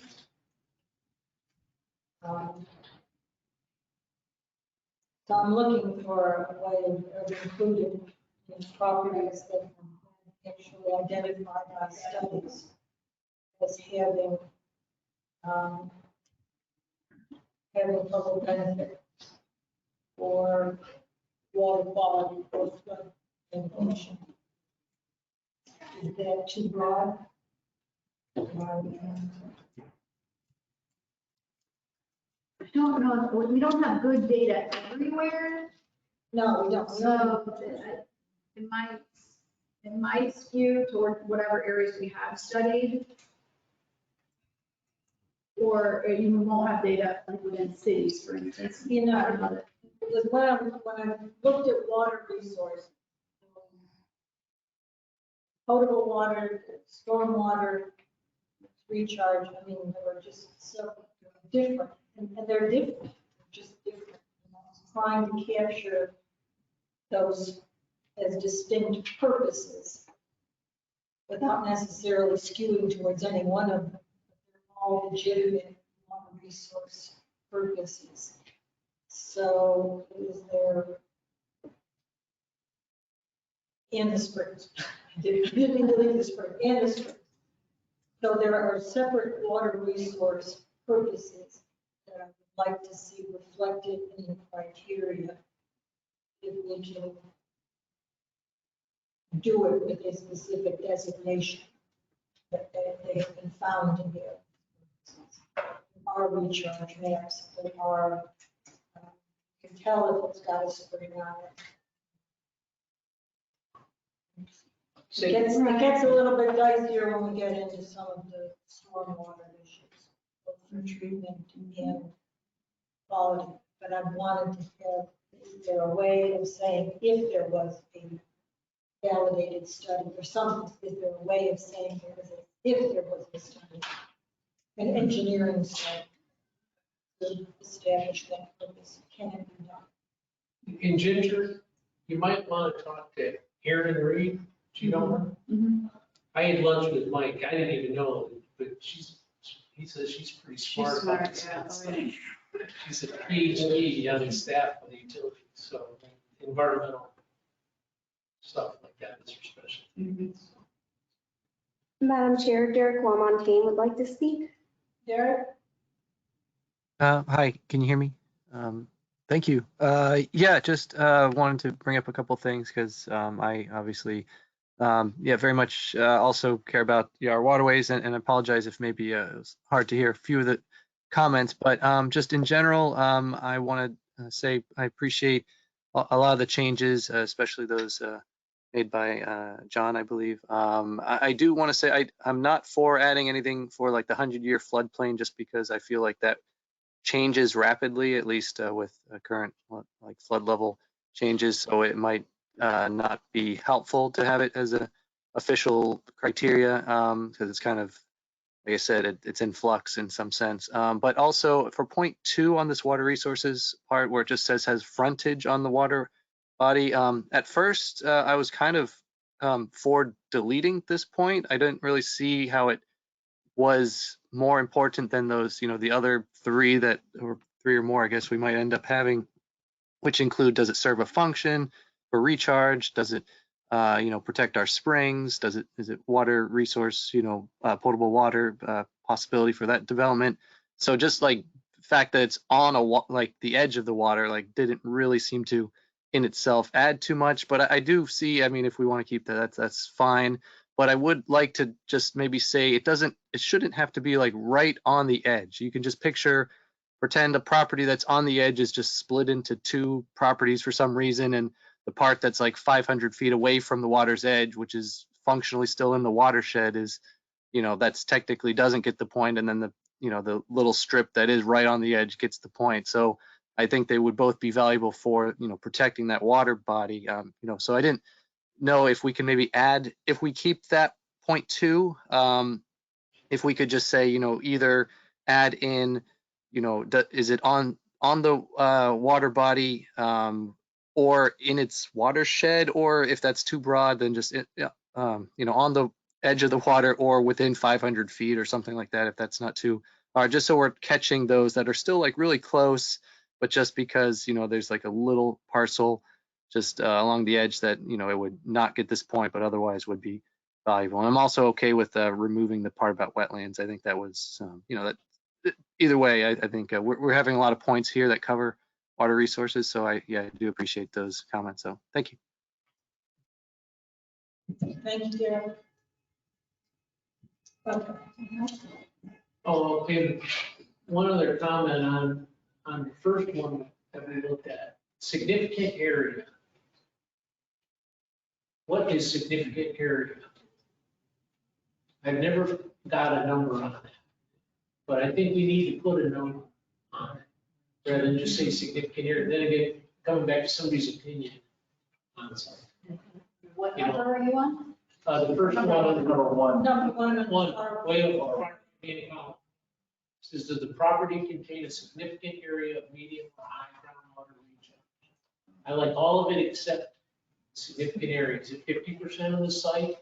Is it 30% of the site? Is it 90% of the site? I mean, I think we need to, and usually when you're up in this area, it's a high percentage anyways, but I think we should put a percentage or something on it. If somebody's got a better idea, but significant area, you could ask go around the room if it was 5%, somebody might say that's very significant. Well, that isn't the significance of that going to change by the commission. I mean, I recharge in this area. I don't know, it's just going to be Yeah. very. Well, I understand that, but I just thought if we put a line someplace so that staff has a way to give us a yes or no. Yeah, we can do. Put it in. If that's what you vote. Well, I'll let them decide. They gotta come up with. You recommended 50% before. I know they did, but I didn't seem like anybody else like that. I was waiting for you to put it in motion. Okay. Well, it says it's determined by St. John's. I don't think that to be determined by us. The recharge areas are determined by St. John's and we have. They create the data. They don't say how much of it's on our site that we're looking at. Yeah, I understand. I don't know that we should be determining a significant area ourselves. Well, if you put the parcel on there, Ginger can tell you exactly how much that polygon's on the site. Okay, so what does Ginger think then? Well, so a couple of things. Sometimes it's a little limiting if you put a specific number, right? So let's say it's 50% and the particular parcel is 48. If that doesn't, if we don't want to count that, we don't want to count that. We could have a couple options. We could say just it contains high recharge, not put a certain amount, but if it's in a high recharge or medium recharge If it's area. 1% or higher, it's in it.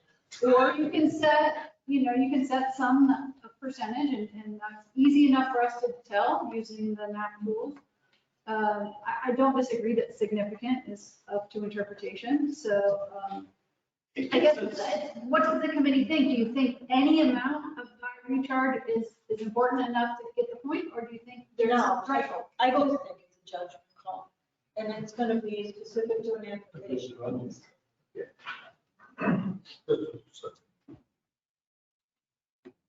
remember, land acquisition is science and art. John, it's not all science. You need Oh, I to- know, we've been doing our, All right. We've been doing science too. I guess. Okay. There's no doubt. But it's both. And you have to have some flexibility. You've got to have some flexibility. The other thing is, y'all had a great discussion and continue to have it. It's a dynamic process. And what you're going to learn, those of us that have been around this, establish the criteria. Remember, you're going to launch off into acquisitions. Remember, after you've had a year or so, you may have to come back with what we call a blitz fix. Do the best you can now. Don't expect it to be a concrete. You're going to have to come back and amend and say, well, this worked great, we need to have this. So just remember, you're going to have some experience with this. And it's expected you will have to come back and readdress. So, those who are a little uninitiated, it's a dynamic process, and there's nothing wrong with you coming back later on and readjusting. You might come back in a year, readjust, it might be two. That's what we want. Right, that's just part of the process. And it's a good point. I do think significance is going to be determined looking at what you're looking at. So I'm willing to do it.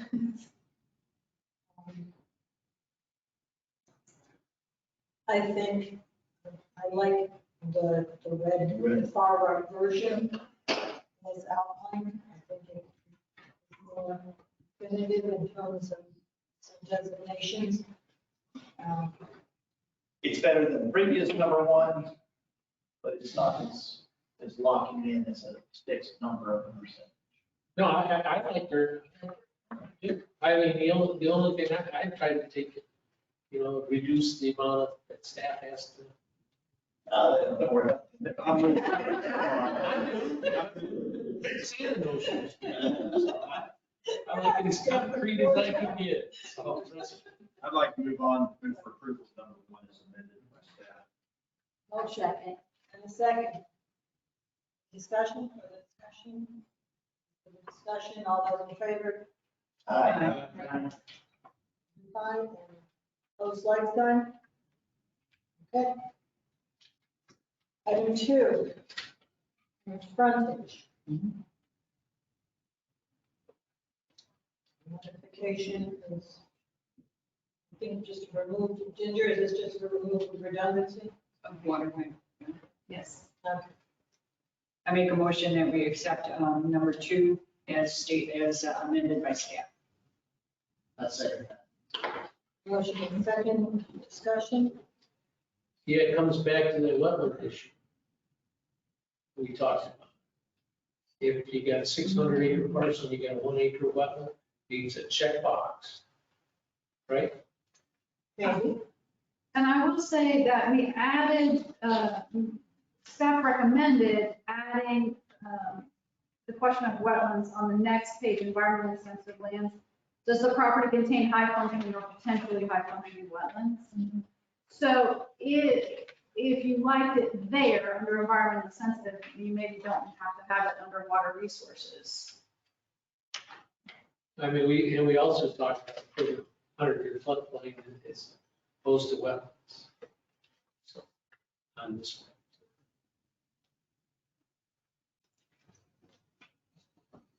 And the 100-year floodplain would also, I think, get to Mr. Valentine's issue where maybe it's not directly touching the river, say, but if it's a little bit off, it's probably in the flood. Yeah, see, that's a great tool for getting that to look protected. They got big floodplain. All right, I move to amend the motion. I move to amend it to delete the word wetland and in its place add 100-year floodplain. So it would read, does the property contain or have frontage on a water body or 100-year floodplain? You want to second it? No, I'll make the motion. No? I'll say, The motion and a second discussion.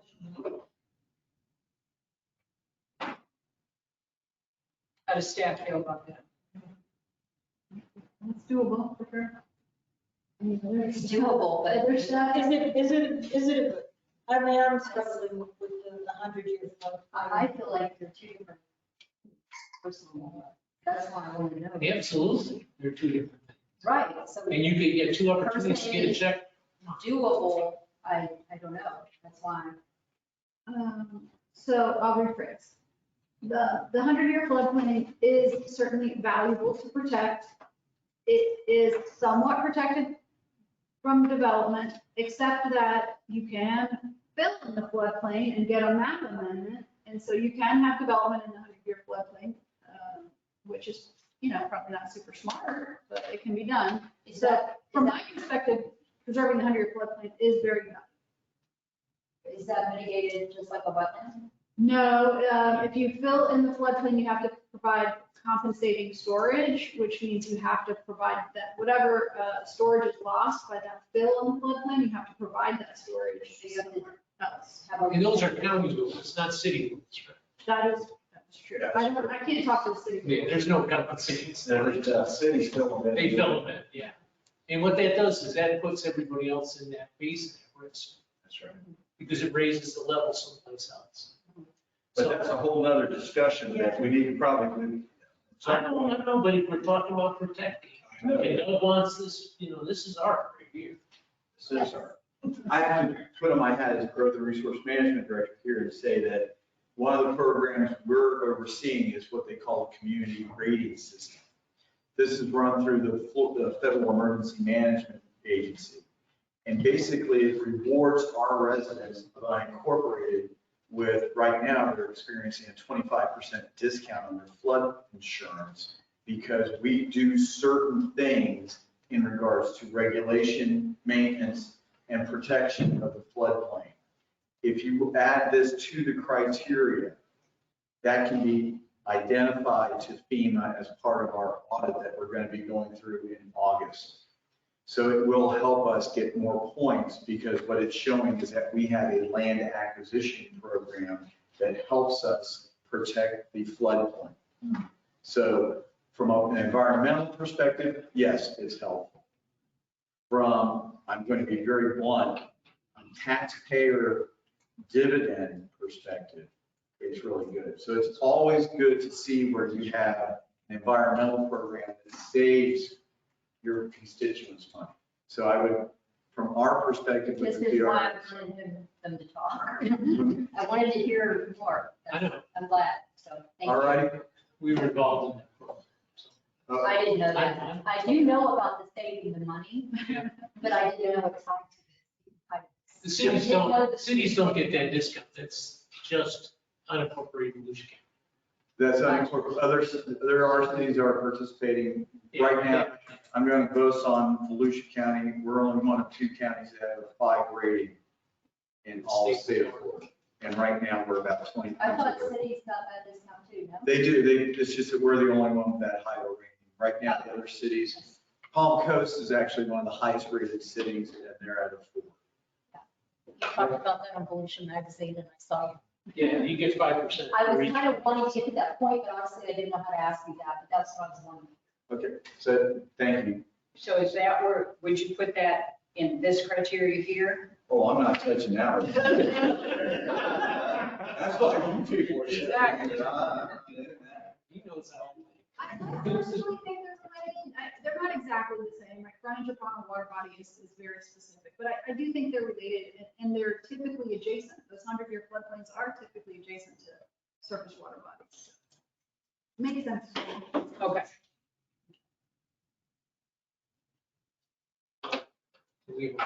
So we're taking out wetland and putting in floodplain, or we're leaving wetland in and adding floodplain? The motion was to take it out. The motion was to take it out. And it's 100-year flood.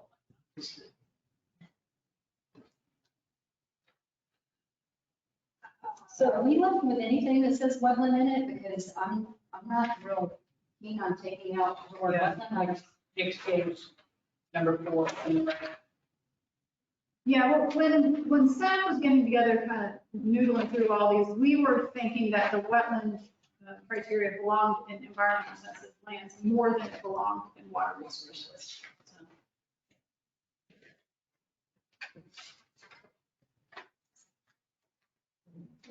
Okay.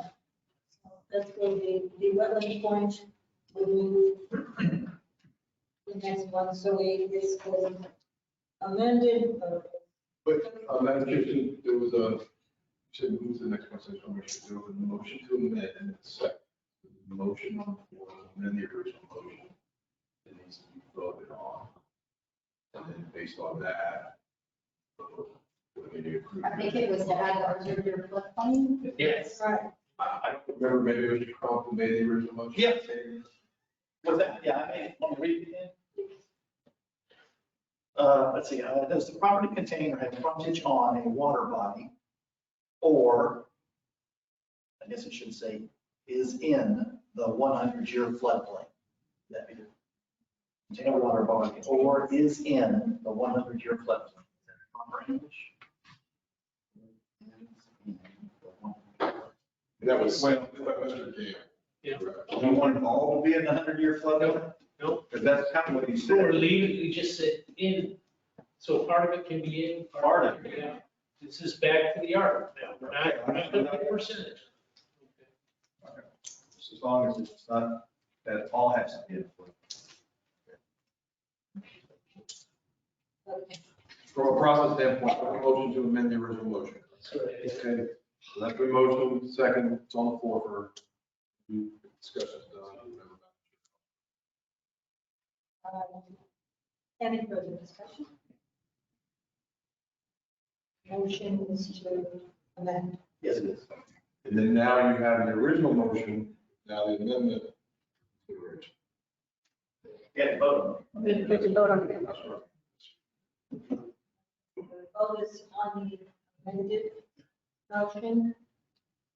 As stated, as the property containing the frontage on the water body or in the 100 year flood. All those in favor, signify by saying aye. Aye. Opposed, like sign. 3, as the property contains springs or other unique geological features.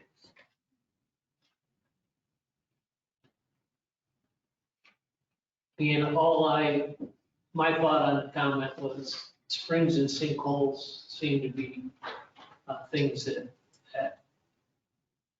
can be identified. I didn't know what unique geological features were. Yeah, also, didn't know what that was. So just the staff comment here, we felt the same way. And so in our suggestion, we operationalized that by saying, this is what a unique geological feature it is. It will either one, enhance environmental resources, protect water quality, enhance water recharge, and or protect the aquifer. That was our way of trying to operationalize what unique is. And what is an example of that? What is a unique geological factor? Or any- So a spring, No, if you take spring and sinkholes out, what else is it? No, it could absolutely be sinkholes, yeah. And what's the third thing then? A seat, maybe? A what? Seat? What's a seed? Side hill seep coming out of the sand hill? Is that a spring? Kind of like a spring, sort of water goes down, hits a layer, and comes out the side of the sand. You see Out it. out there where they're developing, where the land's developing all this land, there used to be a lot of seeds coming out of You can that. see them over at the land and stuff. Yes, Dave Griffin, he can tell you about seeds. Just sort of leaves the door open if you found a piece of It's like property a that had spring, it something. comes to right it. out of the sand, it comes right out. I mean, you only see it when it's really, really wet. Like that thing at, Are they? But I don't know that that's something I would protect. Holy smokes. Let me ask this question. Are there still privately owned springs in Volusia? I'm sure there are small springs, yeah. Geezer's got it. Would you have? Well, they're pipes down. I think I'm willing to see what I'll leave the door open to unique geological feature. Okay. If you find what, I'll know when I see it. tell us. Oh, yeah, we'll highlight that in the report. Yeah. I like staff's rewrite. Staff's rewrite. I would move for approval of number 3 as amended and recommended by staff. I'll second. I like the original version personally. Because that enhanced environmental resource, protect water quality. Everything they're saying is what we're already trying to do, and I don't see how listing all those things checks the box.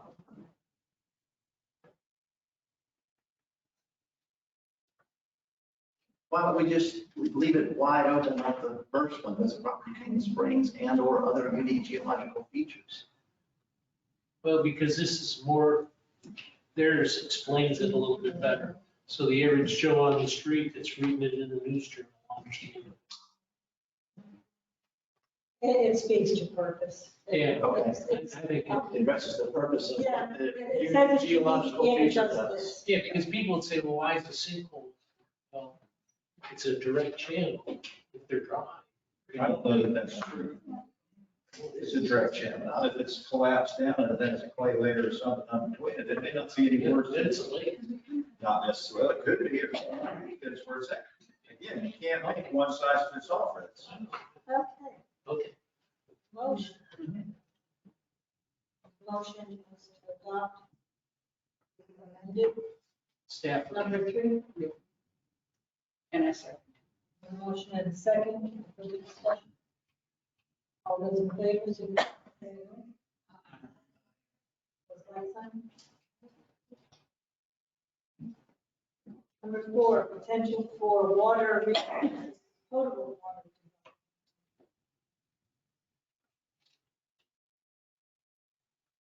I'd like someone to explain to me why we even have that in there in the first place. I can't remember. Uh, I just, It's for drinking water. 20 years ago, I can't remember. Well, I didn't know. But I mean, everything has got drinking water underneath. No, no, yeah, but the thing is, you can no longer drill into the spring sheds. So For if you, potable, for city or for municipal water. yeah, absolutely. I asked this question via email and I got back an answer. And the answer was that it would be for a well. And if we're going to keep this, I wanted to find to say that it would be for a well because there's actually now evidently there, you can develop for potable water in different ways, like a borrow pit could be, we're moving to toilet to tap possibly, there's all these things. So I personally, if we're gonna keep it, I wrote, please define it as a well, and I did ask staff what it meant. I sent an email. So, And we shared our response with the committee as well, and it was that there could be monitoring wells. Like, for example, the piece that we're buying with St. John's, there could be monitoring wells on it, but that's after. Those are all municipal. I just don't want to see us get to the point where someone says, wow, we need to go buy that piece of land so we can sink a bunch of wells on it so we can cram more people in and use I money. agree. And that's like, no, that's a big no. And that's where I question why it's on there about, Well, be careful where you're going here because well, like the Lefkoe property was bought with not only with some of this money, but with utility money to do that. I specifically asked about the Lefkoe property because I said, please give me an example of what was purchased in the Lefkoe property was said. But I just wanted to find as to what it's for, and I agree with you. But I also know that land can now be developed for drinking water in various ways, and that's the reason I definitely wanted to say well. But if they're doing wells, it has to be outside of the spring sheds. So you have the boundaries of all the spring sheds. So we could tell whether the property is outside of the spring sheds. If they're going to. and there was actually. But there would be nothing wrong with specifying what it's for. I mean, you're the one who wants. Oh, I agree. I'm not going against you. I'm just saying is there's good data to show the areas that would be available. So it's not a difficult thing to do. And I'll speak to, we did the Leffer partnership. It was a good investment for both, especially if you have wells that need to be relocated. It's not necessarily adding, it might be relocated out of a more sensitive area into an area that I don't want to use to perpetuate development, I'm with you. And the Leffler, the reason I really asked this question to get to the bottom of it was, the Leffler property is over in the Farmington area. And while Farmington is supposed to be, you know, doing their own thing, I wanted to make sure that there was not land purchased for a well to funnel water to Farmington. I don't want it used to perpetuate development. They have their own utility. Right? I know that, but yeah, they're not. I know that, but I agree, and he said it, and that was my thought, so. Anyway, if we're keeping it, I just would like it better defined. I'm gonna throw it out here. I do that we remove it, but that's my opinion. Thank you, what, my opinion, or did I move it? So just shut up and go away now, right? Did staff have any feelings on that? They didn't make a No, we suggestion didn't have that any it be removed? suggestions. There is a suggestion from the North Florida Land Trust that I think tries to further define that.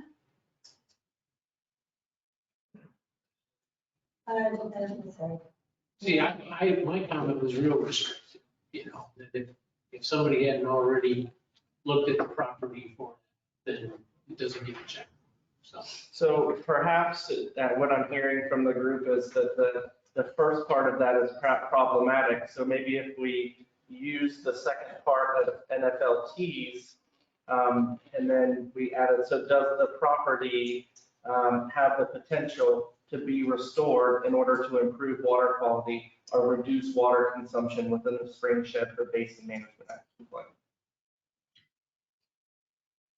I could go along with that, you know, but as far as just, what, could we go buy this property so we can build more wells? No, we can't.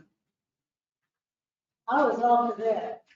And as I said, wells sometimes need to be relocated.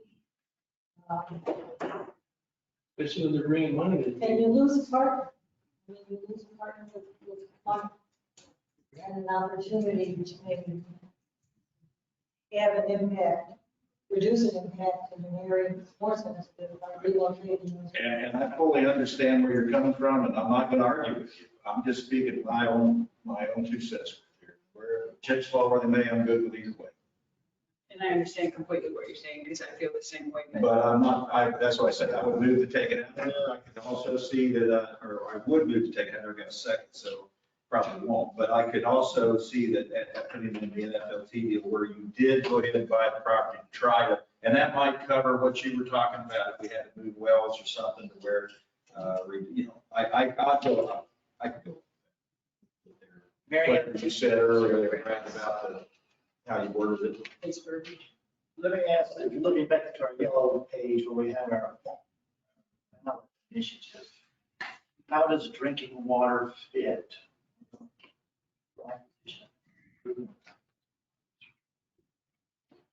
So it says water resource protection. Doesn't say water resource. It's a general term. All the water systems used to be dense.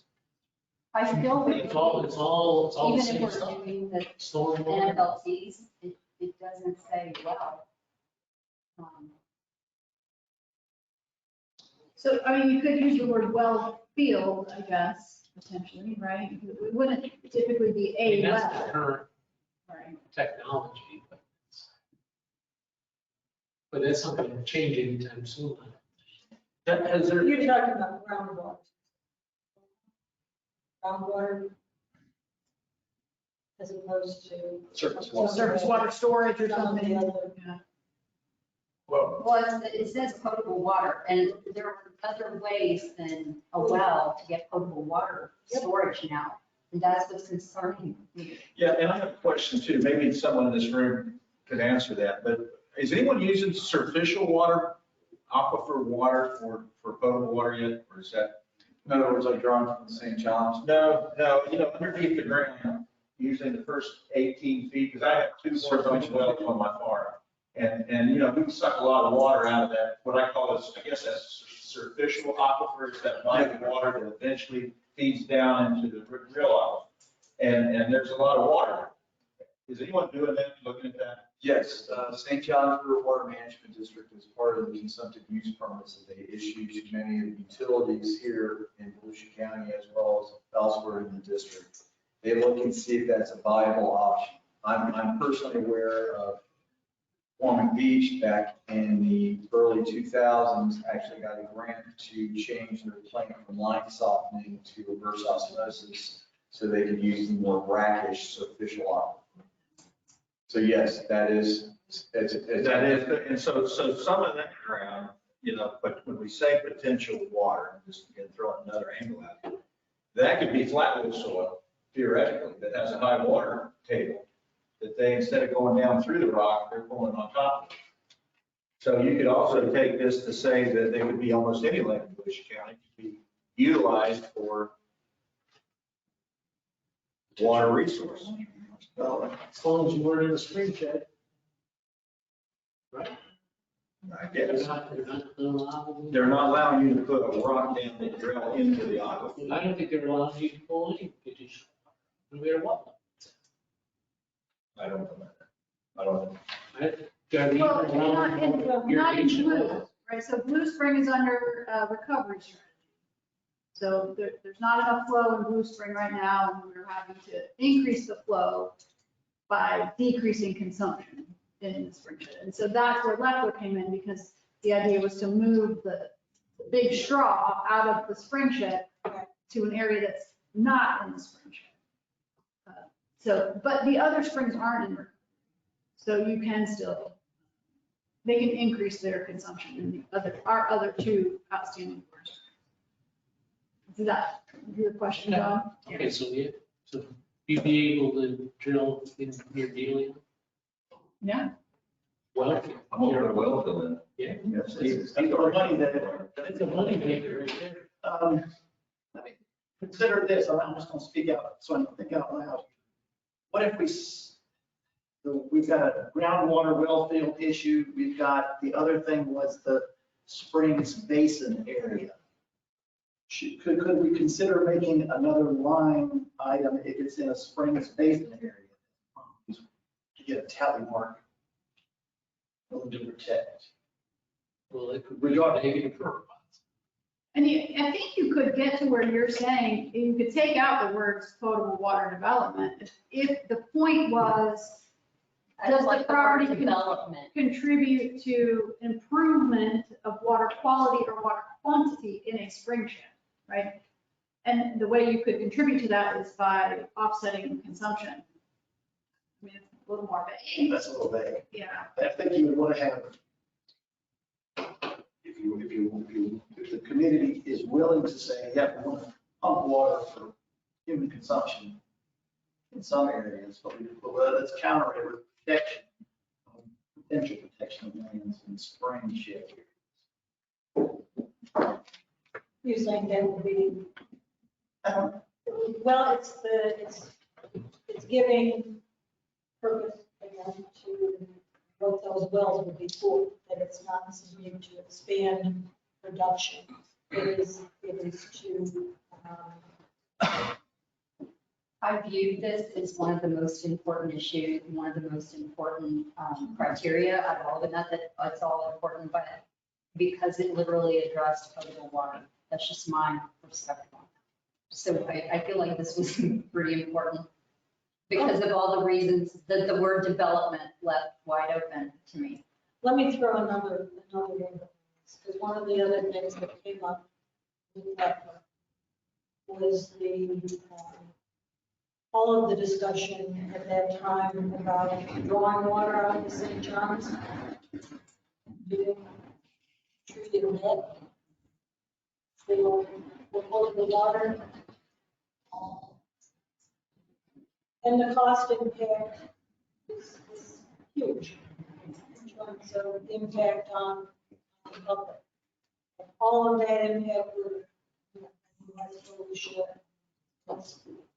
It, there were reasons to look at relocating for well production to the interior.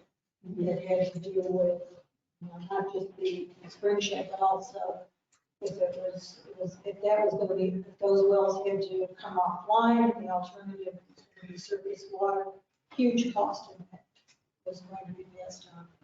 So it's, I mean, it was part of the larger picture.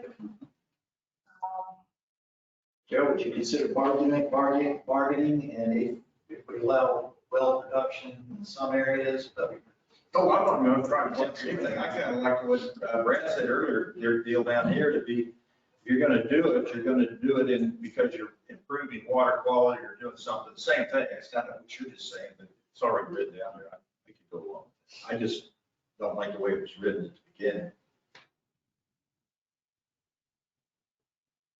Just, if you just add the red part, does the property have the potential? How did you word that before? So I said, does the property have the potential to be restored in order to improve water quality or reduce water consumption within a spring shed or be met? Yeah. So it eliminates that development word as well. Right, but you're doing it just to mitigate an environmental issue and not necessarily bringing on more growth and development. Does that work kind of for? Because we've got a little attitude in there. I don't want to be absolute. These are guidelines. Remember, these are all guidelines that we go through, that we check the box, and then the committee ranks them, and then we go through it and go from there. So this is just one little kick along the way, so. let me ask this then. So a property that is being considered for purchase, it doesn't get a check mark if it has potential. Let's say the water line runs right by the existing water main. It doesn't get a check mark for that, but it doesn't mean it couldn't be drilled and tied into an existing water line. We're not excluding that. We're not excluding it. But we're not giving a point. We're giving a point Just because they can become a well field, they're not getting a point. They got to mitigate an issue that's already occurring before they get a point. Okay. Does that make sense? Is that a good consensus? Come along on that. We're not giving points to drill to pull water, but we're not excluding the ability to pull water. If you're showing that mitigating factor from what you said with the sprinklers. I think it's regardless of spring.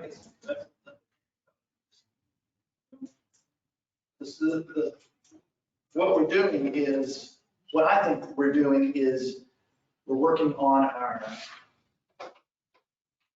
water resource protection, really focused on spring basin.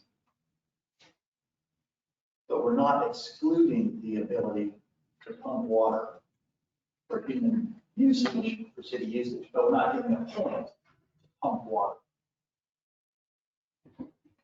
Right. Yeah, I don't think, like you could exclude it necessarily. Okay. But I just don't want to get a point, is what I'm saying. Very. So you're okay with Brad? Yeah, that's what I've been saying. Yeah, I'm fine with what he said all along there. Is that in the form of a motion? Yes, it is.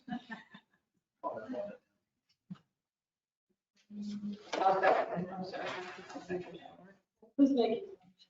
Gerald? Yes. Could you restate it one more time? Yes, ma'am.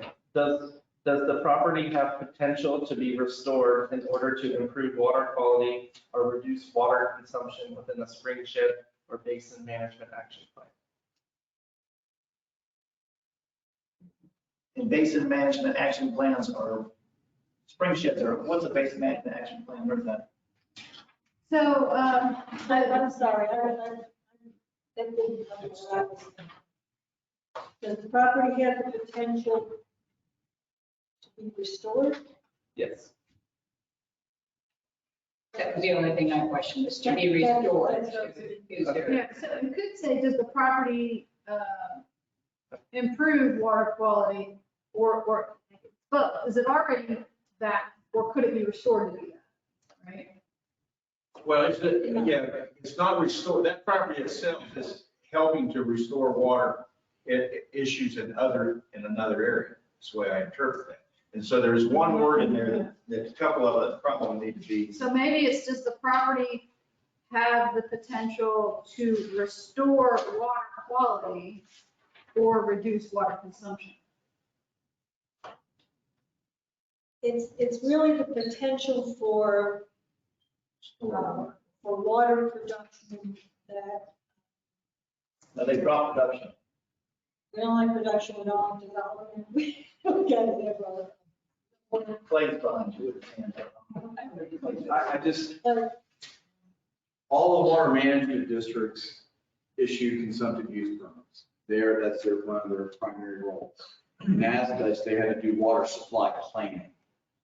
So what you could do and what we need to make sure is that the acquisition of this land furthers goals, objectives, and policies of the water management district and their water supply management program. It's fun. Because then you're tying into St. John's, because what you're doing there is that they're identifying the concern about making sure that there is a viable source of potable water. Second of all, that it's done in an environmentally sensitive manner, that it's done in a management program such that it is not going, per your question, why did Winter Beach get that grant and the incentive to use the surface water? Because then it stopped them from pulling out on Green Ridge, where they have deep aquifer. So Doesn't St. John develop water in other ways other than bottles? yes. Right, and that's why I don't want to go along with what you're saying. Okay. That would be the main reason that I wouldn't want to go along, because to me, we're back to the word development, except for it's not development, but we entered it in as. That's. In on that part, they win, they come in and. So I I mean, guess. I think that they have to mitigate, try to find water from somewhere. Everybody's under the gun to do it because it's what state law is. But that doesn't mean it has to be on lands that necessarily we buy or let the cities buy, let the utilities buy if it's that big a deal. Do we need this criteria? The motion on the table deletes does the property have potential for water resource development? It's not even discussed. It's gone. So all we're deciding is if we want to focus our energies on basin management plans and spring shifts. For protection, which you said was in here. I thought the motion was actually to accept what was said back here. By Brad. Yes. Brad said, does the property have the potential to be restored? Yeah, and that's the only sticker, to be restored. Is there, I don't and know. then gender, Right. And I tend to, so we were just speaking, we get into the situation we were in earlier that every property could have the potential to be restored. So it's not a criteria. So could we say, we could take to be restored out and just say, does the property have the potential to improve water quality or reduce water consumption within a spring shed or DMAX? Well, that doesn't speak at all to code. Right, I feel like maybe everybody needs to agree if they think that potable water development is important, and then we can figure out what the words are. But I don't even know that you all agree that potable water should be a criteria. well, the Is it a valid purpose? Is it appropriate? So let's ask that. I think it is. I think you could see cities looking to buy property for that purpose, the county. I think, I think it does not fall within our instructions from the voters to do. I think it's outside of that. It doesn't mean it can't be done on land that Volusia Forever purchases. They can't pump water from it, but they shouldn't get a point for pumping, for the possibility.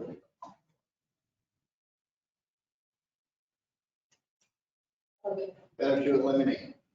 What's that? Better to eliminate both categories. No, let's go with his amendment, which eliminates the original. It's Gerald, I was just reading it. That's true. So we're gonna make that, Brad. This is a mixed deal. I'm gonna let you get it. So my vote on potable water is not. You saying no, John? That was it, yes. I don't want to say no if we're doing like what you're saying, that we're, yeah, thank you, mitigating or something like that. I want to say no if we're looking at this for more water so we can bring in more rooftops. If that makes sense. And I don't know how to word it so that we can use the property to correct or however relocate, something like that, I think. but not. I don't want it to get a point. I agree with Steve said. I don't think it should be rewarded for. Kind of it helps the spring shuttle.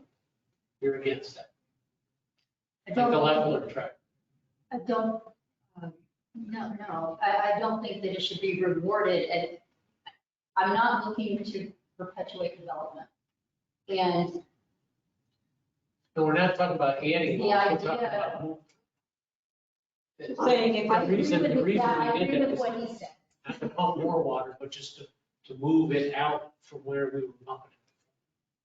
That was the whole intent. I think the idea was to protect it. I don't think the idea was to start digging wells. And I know when I use terminology, I might not be, but I don't like what's here in Foxborough. Just don't. So I think part of what John is saying is if it's, let's say that this is a spring and the well is located here, but if it's better if the well is just moved from here to here in order to 10 get a miles spring. away, yeah. That's the caveat there. It's a benefit. It may be a benefit to move. A current well. Yeah, Right. yeah. Not for expanding a water system, but for doing the environmental thing. Because it certainly costs the utility a lot of money to move it.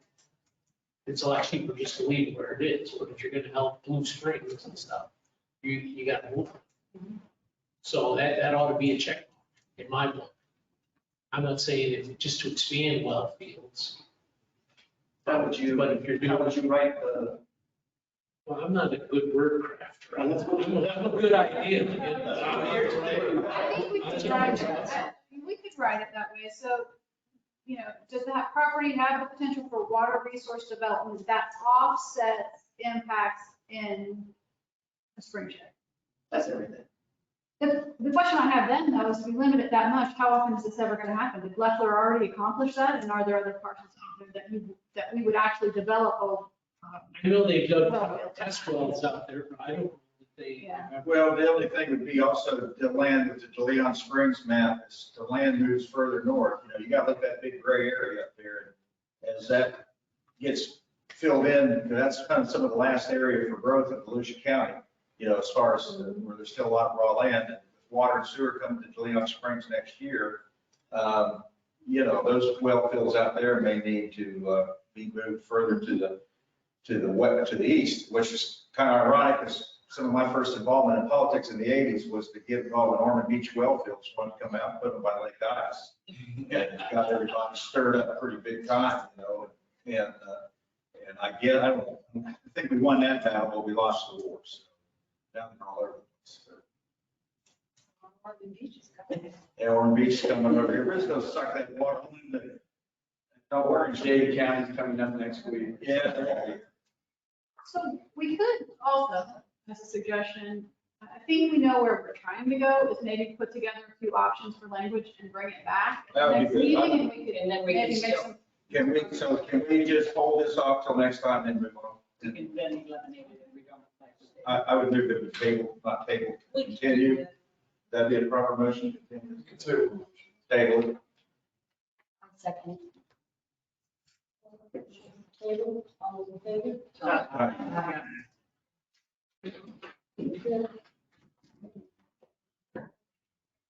I agree. I will say that there's probably a value discussion. That's why I said I thought it was one of the more. It is. Okay. If anybody need a break? You take it back and if you guys want to continue, I'll be back in. We take a 5-minute break. Very good.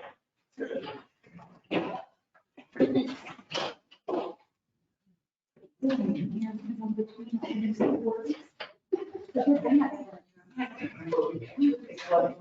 sir. So I'm passing around to watch Brad's video from online.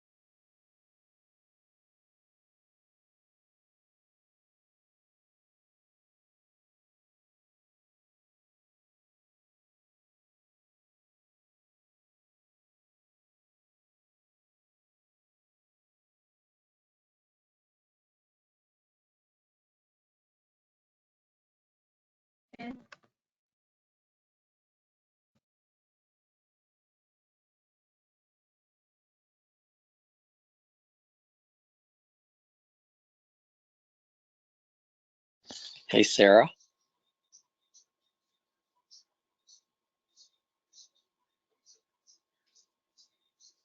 Hey, Sarah, if you can hear me, I will be, oh, you can go ahead and just lock the room up when you leave, and I'll come over and pick up my equipment around 4.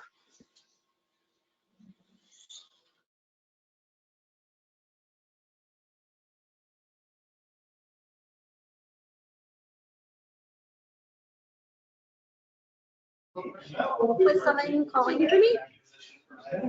Yes, Sarah, can you hear me? I can. Okay, this is scary. You can, whenever, you can just leave whenever you get done doing your stuff. I can't come over right now to pack up my computers, but just make sure the door is locked, and I'll come over probably around 4 to pick that stuff up. Okay, we're actually currently just in a break. We're still in the middle of the meeting. And Oh, okay. Okay, you're still in a break. Okie dokie. thank you. Yep.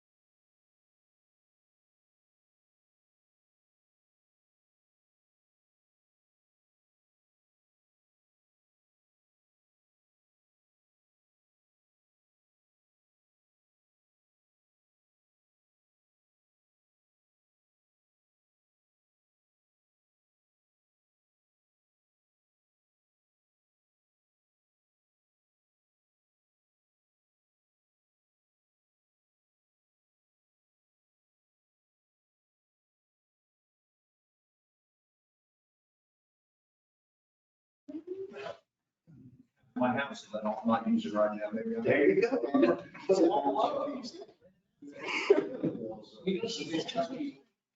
Sorry, guys, I get that. Yes, I was gonna say, I'd almost rather have a homeless kid than a college kid come.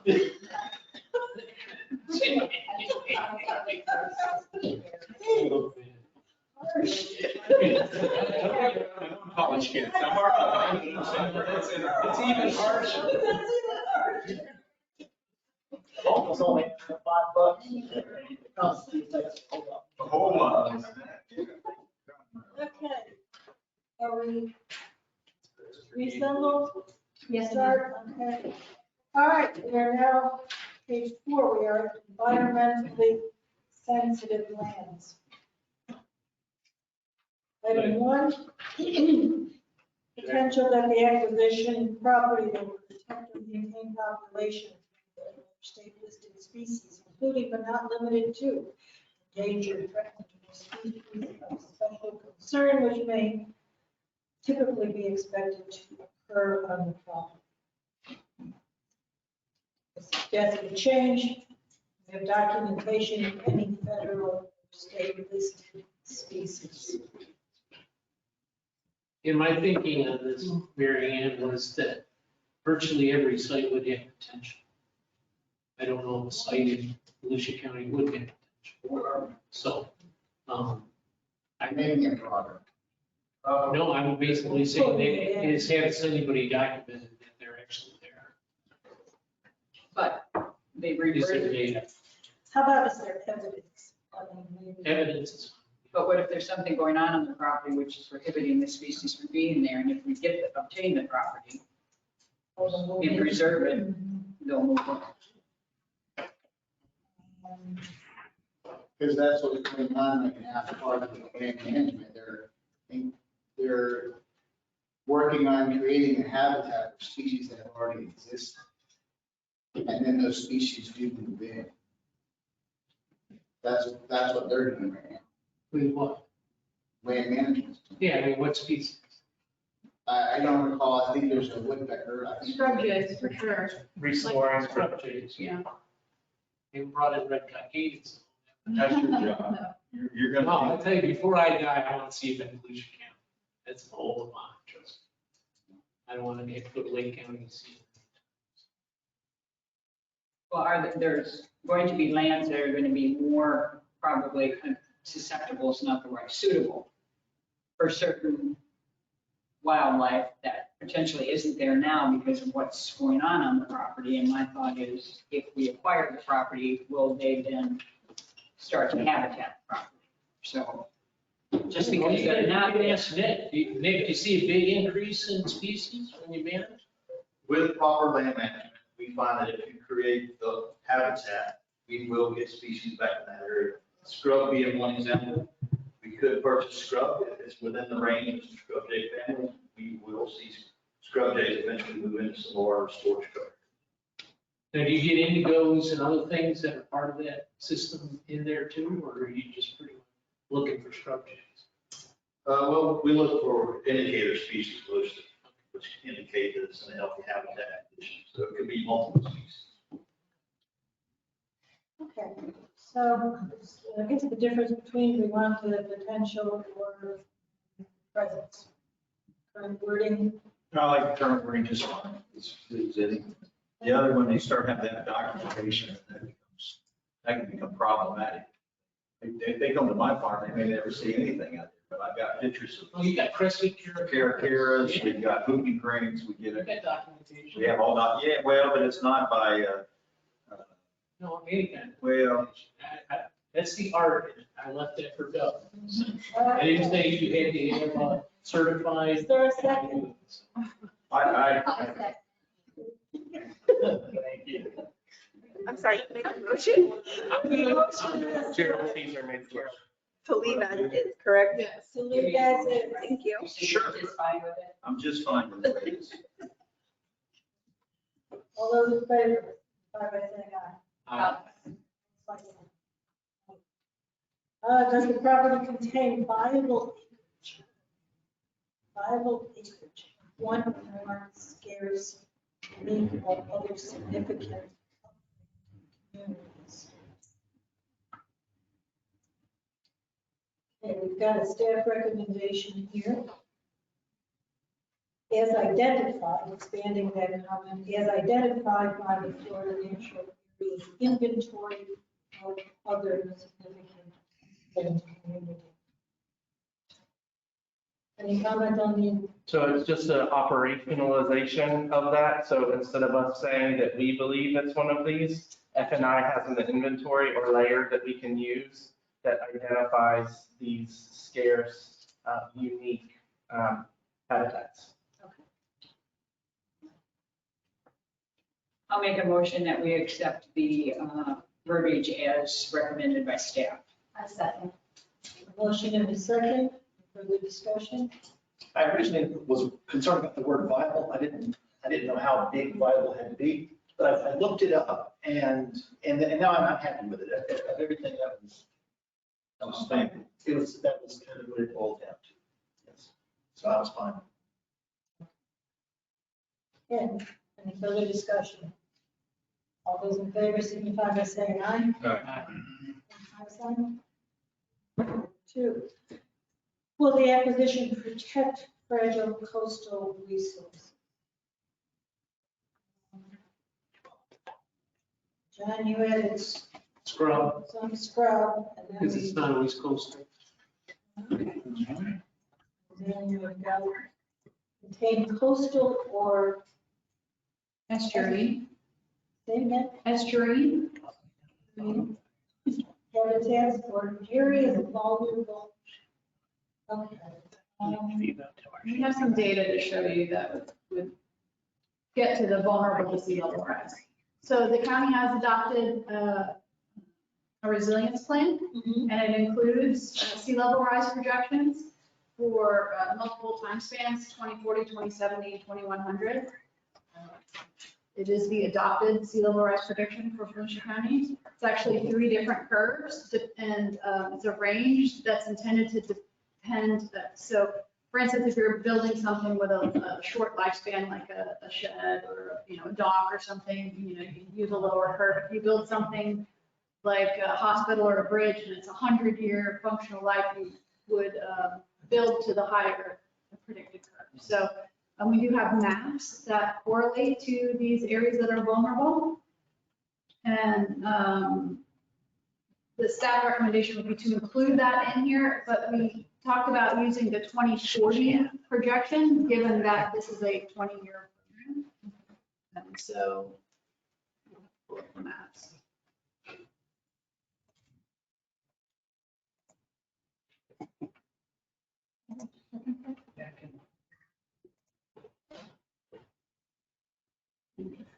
Ginger, I'm sorry, besides the 2040, what else is available? 2070 and 2100. So there's nothing earlier than 2040. Correct. Yeah, we should be getting nervous. Now, land's going up, we don't- unless you pay there. You know, just understand. People forget about that. The land grows too. So this is acquisition for protection of vulnerable coastal. Right? Yeah, although it doesn't, it increases it to just from coastal because there's a significant amount of vulnerable area around the St. Johns River. So that wouldn't necessarily be considered coastal or estuary. So help me understand how acquiring it is going to protect it from sea rise. It doesn't really protect it from the sea level rise. What it does is protect those habitats from being developed and then being, those developed areas becoming vulnerable to future impacts. Does that make sense? It's a preventive measure to ensure people are not developing the areas that we know will be inundated. Can you move the map up, please?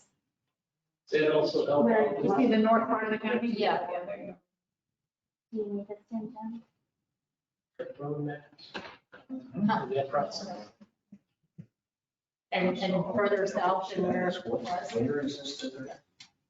anything you will. It's Right, that's half the cities over there. Yeah. Well, it's just pointing out We go, that you what is have that, to Edgewater? use Can we go a little further? between Noble Road and US Line, being vulnerable and then again to these higher.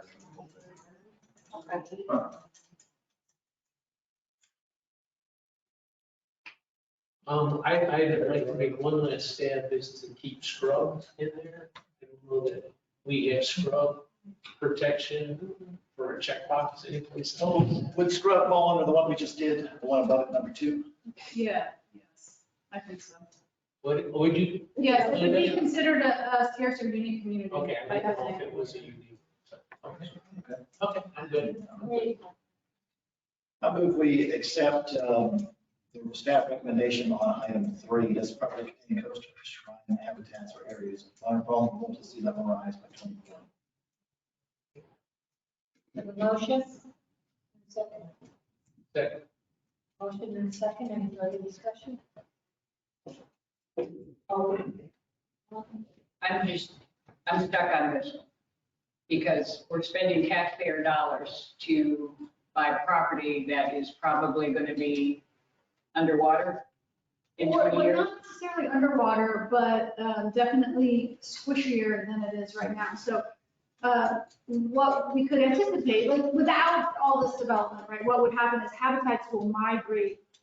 So what is open water, what is, say, freshwater marsh right now might become open water, and the freshwater marsh sort of moves landward, right? And so protecting those areas that the habitats can migrate to is also sort of encompassed in this.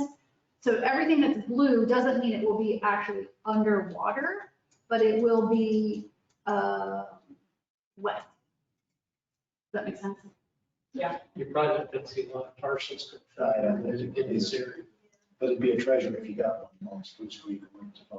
Yeah, yeah, Well, there weren't in the past.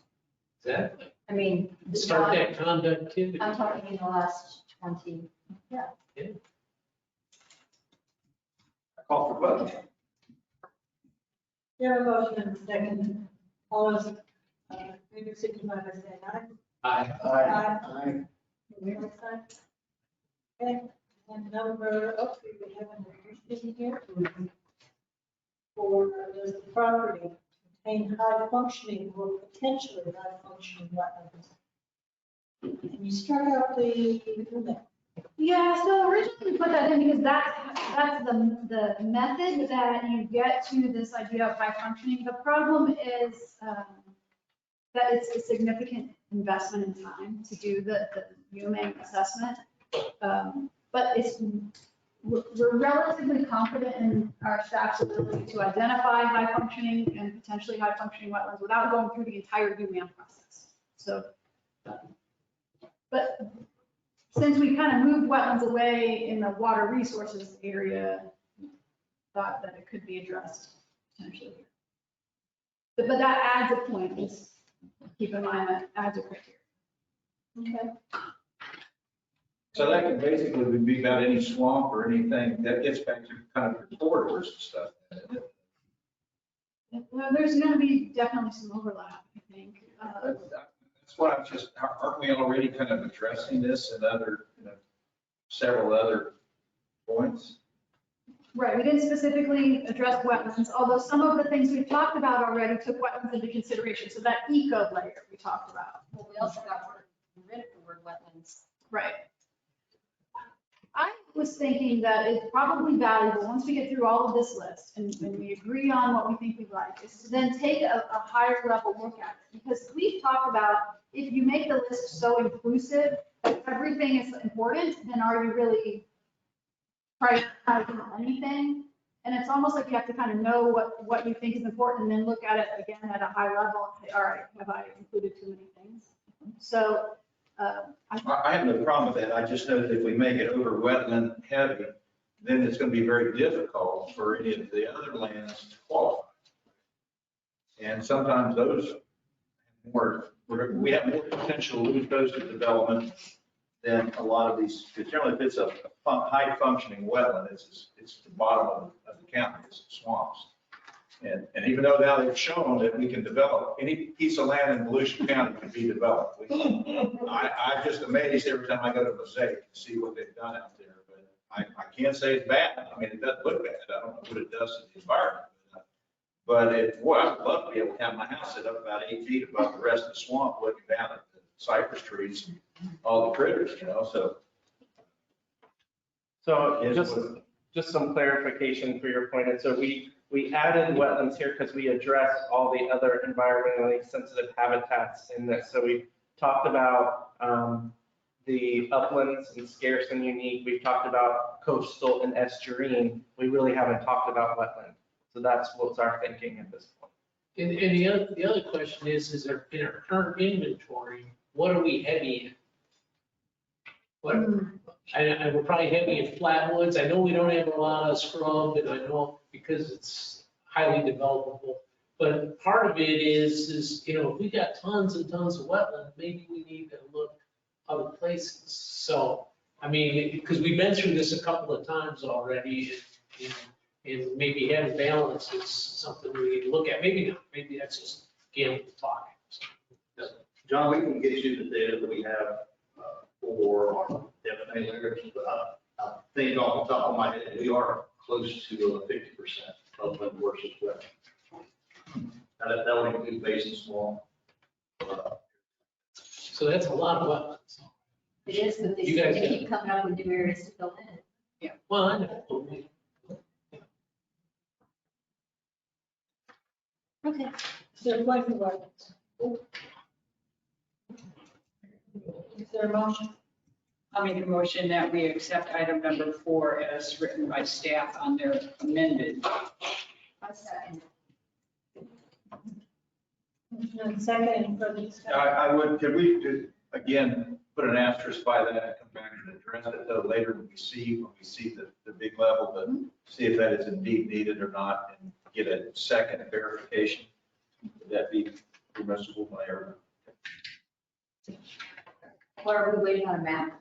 Or, Well, I want to see when we're done to look at the structure to see how heavy we are on wetlands, how heavy we are, how, we got to make this thing work and pull all the pieces together. If we start making it so wetland centric, if we get too far wetland centric, we may just want to look at it. right, have we, so quickly here, have we added anything so far? We've only gone, We've removed wetland from the water source. So maybe. We did add one Add one. criteria in proximity and This would be connectivity. the second criteria. And this is the second added one. So instead of 18, we would be at 20. Unless we delete some as we go. Okay. So we might have to go to 14 checks instead. I believe it is 14. I stand corrected on that. Is it? So why don't you just come back to it whole? that's what we, Okay. We'll put it on hold. Yeah, Table it. Table number 4. Well, we got a motion. we have a motion.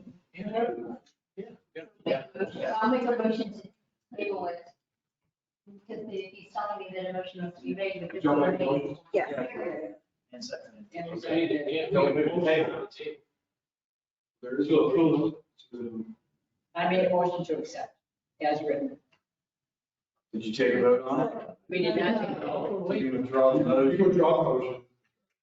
Didn't take it. You didn't vote on it, so I apologize for that. Motion, the motion maker. The motion maker wants to. I know. Doesn't want to withdraw? Well, I don't want this to be voted down because I think it's important. So if I don't withdraw it and it's voted down, then I'm afraid it's gone. So if we're gonna go down that path, I was asked in the beginning to wait to see if any, I'm going over all of it. So at this point, even though I did second it, I would ask that we wait to finish going over all of it and table it. Yeah, I'm fine with it. And in all fairness, we didn't even table what I said. We basically just dismissed it completely, so. Well, we said we were going to relook it. Yeah. Yeah, so that's why, why. I think tabling it, I will. Right, and the other thing is that if you wanted to go ahead and vote on it, Still bring it back and bring it back up. Just because you vote on it now, as it was on the table, doesn't mean you can't bring it back for consideration. I suggest we vote on it, and if it passes, we revisit it at the end of the conversation. If it fails, there's no need to revisit. But if it Okay, I just want to make sure everybody understands. We're working through this, and y'all are doing it formally through a motion process, which is appreciated because it helps the staff get clarification. But we all realize that come July 13th, when you sit down at the table with the other people, that all of this is going to be up for grabs. And so the fact is that, you know, let's be very honest, these motions are not set in concrete. They do not make it such that you cannot revisit these ideas. This is basically a way for us to get through that first layer and then work on to those others. Please don't get wrapped around Robert's Rules of Order that is setting it in concrete. All right? Where's the pleasure of the committee? Okay, so I'm going to maintain my original motion that we accept the verbiage of staff as amended on the newest criteria review sheet. Is there a second? Already got it. All right. I call for the vote. Motion and second. All those in favor signify by saying aye. Aye. Like some? No. 5-2. It's more than two, but I think it's 4. 4-3, I think. 4-3. Roll call. Yeah, can we do a roll call? Yes, ma'am. Mary Ann, Yes. Wanda, Yes. Gerald, No. Yes. Derek Orberg, No. Suzanne Schreiber, No. and Steve Crow. Yes. 4-3. Motion passes.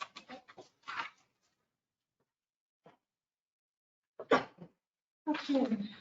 Resource-based recreation. That's the property often. I want to make something clear. I thought the beginning was going to wait till the end. I guess I misunderstood, because I thought we were going to do all the criteria as it was and either keep what was there or take staff or the recommendation. I didn't understand at the beginning of the meeting that we were actually going to add new criteria as we move along. I didn't understand that. So that's unfortunate at this time. We're gonna come back to this. We're not gonna leave the 4-3. We got one other meeting. I understand. 4-3 vote is terrible. No, I We're understand. gonna do better. We're gonna move along. It's okay. I get it. Resource-based recreation, does the property offer potential? Establish or enhance resource, public use opportunities. Okay. Any changes? Discussion. I move we accept it as presented. I'll second. Motion and second, any further discussion? All those in favor signify by saying aye. Aye. Those like sign? Okay. John, you brought up the suggestion here. Yeah, Is it yours? yeah, for public access. Right away through the trails or roads. So is it accessible for use? Yeah, you know, and one of the things is that when we did wire grants, we didn't have public right to those sites. It was, they were private roads, they were public roads. Well, we did what? Wire grants. It was a piece of property called Marshall. Yeah, two of them, but one on the south side of the lake, Ashby, and then over there. We, 2 lands there. It's a problem because you don't have public roads. Isn't that true, Nick? Those weren't public right of ways in there, into wire grants. Also sites. Access is limited because there are some roads. So that really limited to where we can place the trailheads and trail systems through the farm. John, I've got that same issue, but I put it under management where it already talks about access. Well, okay, I thought that it should be a checkbox, and this was the place to put it. But I'm. And that's the one where basically 95%, 99% of all projects will be the check one. Because most of them do have access. No, I mean, like those two St. John's properties didn't have public access. But Except through existing properties, but you can't drive to them. So. well, there's a lot of the properties that we have, you can't drive to. Should you be able to if the public's going to use them? I don't know. Or take a trail to them? We'll take a train to it. Can you hike? Walk? It's a right way of saying. I included that. John, it shows up under management level. Well, that's Nick's, and he can have access to public. I mean, he has access all across properties and other things that we may not be able to send public down there. So we already have. I can see that it's two different things. Those guys being able to get to it, they can say whether they can do it. And it may be through somebody else's property, could be through St. John's property or something. So you think this, your number 2 on this one is different than the number 4 on the next page? I think it is. I looked at this as a way of getting public access to the property. And if it has public access, that should be a check mark in my book. If it does, then it doesn't get it. It doesn't mean we don't require it. It just doesn't, it means that it doesn't have as good public access as other. And that's all I was looking at. I think if you're gonna use the property, you need to have a good way to. That either is a travel. And it doesn't have to be in the site, but at least to get to a trailhead or someplace where they can access. It's presumptive, you know, if you're going to have public access, it's presumed, and you're saying you probably shouldn't presume. That's a good point. Got one. Your motion. Any further discussion? Gentlemen, you want to make a motion? Yeah, I'll move that we put in number 2 there. Does the property have public right-of-way roads or trails accessing or by? I'll say it.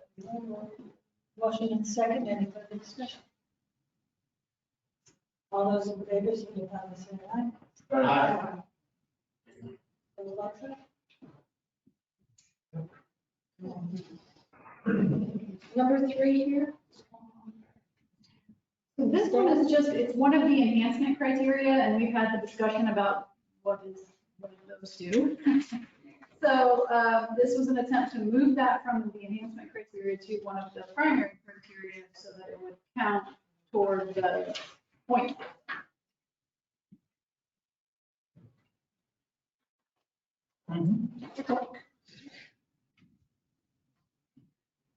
My only question on that one is the cultural resources, because that seems to be more an echo thing.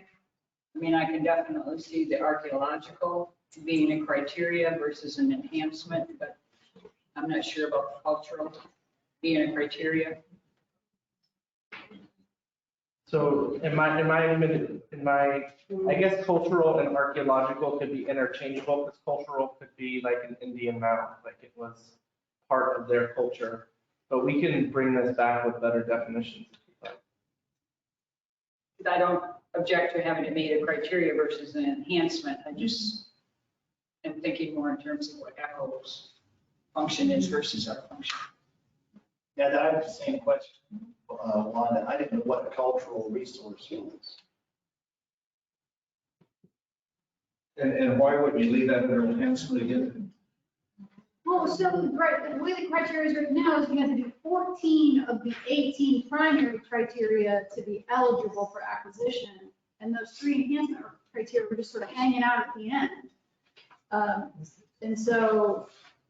So you want to get rid of all the enhancement stuff and incorporate them Yeah, under. either we care about those things and they should be counted as good, or we don't.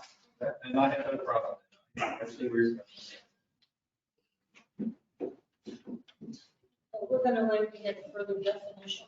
Tighten that one up. Management issues. Size, location, and location appropriate for cost effective management. Suggested. change.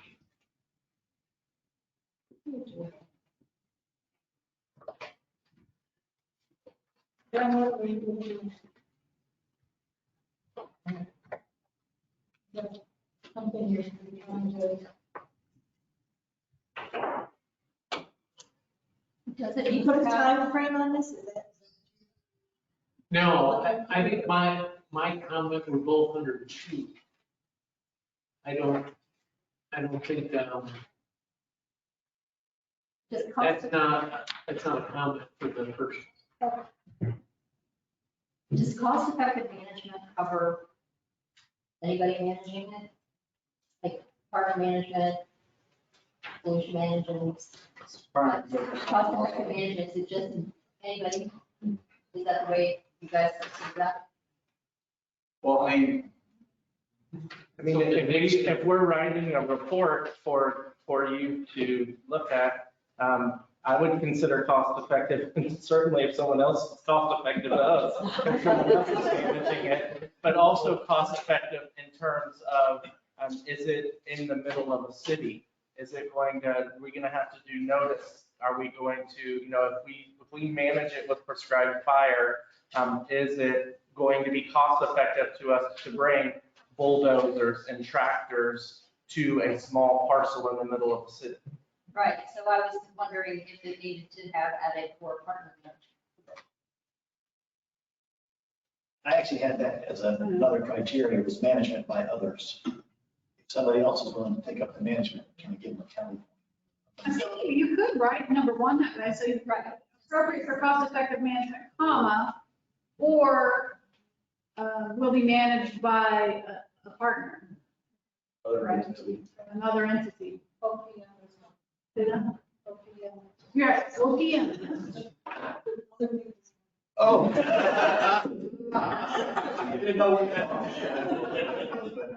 Was You gotta be government. Yeah.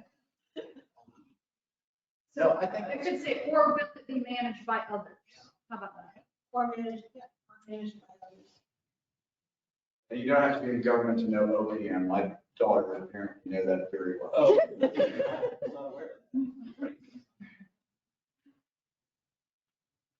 So you're gonna come back with something else on that? Well, you can vote on it that way if you want, if you like that language. So it would say, is the size and location of the property appropriate for cost-effective management, comma, or will it be managed by others? And if it meets one of those criteria, it gets a point. Mm-hmm. Ginger, Uh-huh. in committee, a lot, remember where you are, putting parcels on, the AP list. In the instances, you're not gonna know who's gonna manage it yet. I'm not that concerned about what you do here, but most instances, you're probably not gonna know that. If you don't know for sure whether you got a partner. These are all hopes.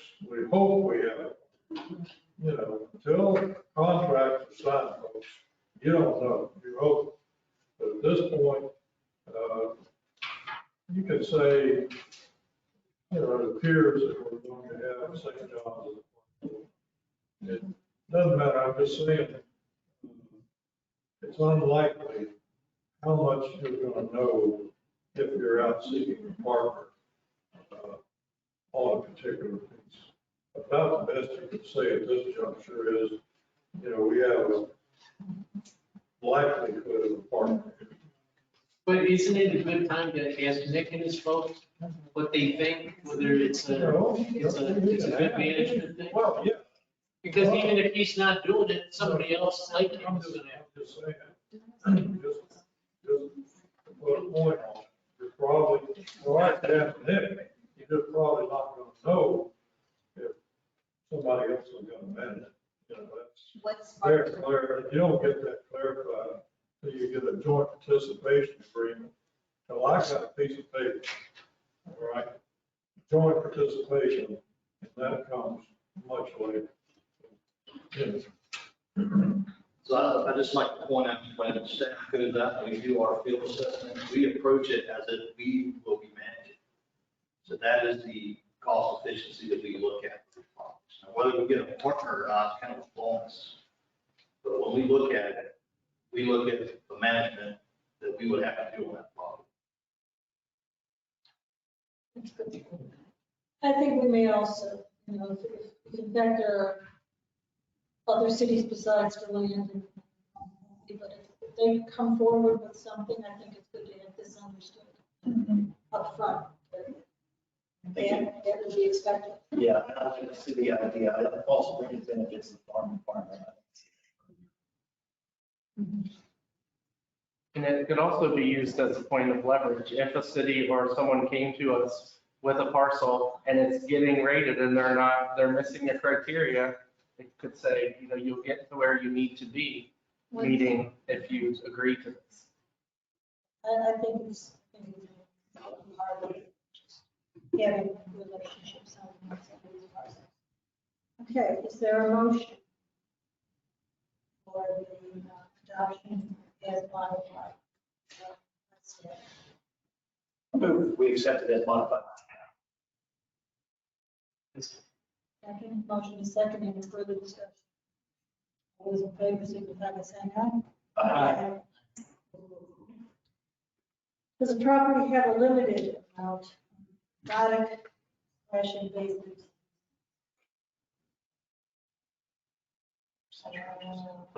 I think both my comments were related to that. We think number 1 and 2 would be good. Now, the question I have is, if it's a parcel that has a lot of invasive species, do we want to try to get rid of those? I mean, if we control it, we have a better chance of trying to get them under control before they spread to other areas that we do have control that might create a bigger situation. And again, it gets back to managing. Can we sometimes manage these invasive species to get them under control? Is it that important to have its own criteria? But I think this question pertains to just how much management will it take to get that under control. So if we're looking at a parcel, 50% impacted by exotic, that is a huge cost to land. Okay, I can see. Is there that many pieces around here that have that high level of exotics? And It's a lot. there are a few, Especially coastal. coastal areas, so tropical soda apple. We don't even have any problems with tropical soda apple, which you have out there. That's a small problem. That's a small problem. You might think it's a small problem. No, I mean, you could select and acquire a parcel that puts those guys, sucks half his staff for a whole year just to get a start, All right, that's fine. It's okay.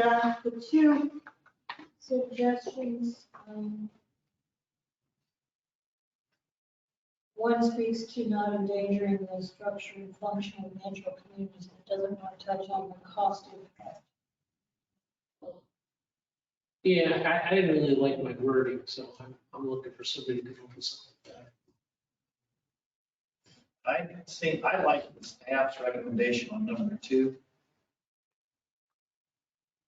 And we found it was worded wonky, so we would suggest, does the amount of exotic invasive species on the site endanger the structure and function of the natural community? That's better. Yeah. So that's a yes or no question. And we can report a threshold, like a percentage if you want, John. So Danielle reached out to FNAI and they're, because we tried to get some can't speak, it's Friday late. Try to operationalize that. Again, what is a limited amount? I wouldn't worry about that because it depends what it is. Right. Some things you don't want to get a low amount, some things you can stand in a lot of. And I think you guys can make the judgment on that. But I'm just concerned management wise. I wouldn't want to get something in Dick. Put in a bad spot. Okay, is there a motion?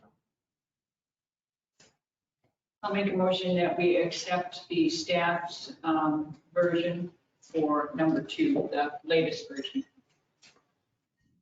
So we don't even have to look at. Second motion. Motion and second, any further discussion? All those in favor, signify by saying aye. The pattern of existing and potential future land use of the area adjacent to compatible with typical land management practices. This is the urban interface, is that what we're talking about at that point? So it's the proximity of an acquisition to urban area. Yes, so Where the area that's already developed and what its future land use designation is it appropriate, you know? Will that impact Nick's ability to manage the property, right? Like people that move in next to the airport and don't like the noise, right? That kind of thing. So looking at the pattern of land use around it. Yeah, any discussion?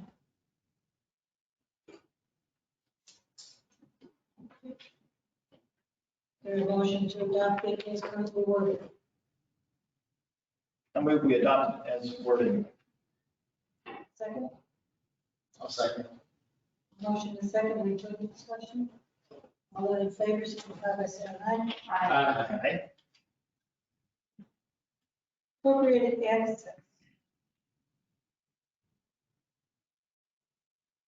This is for management.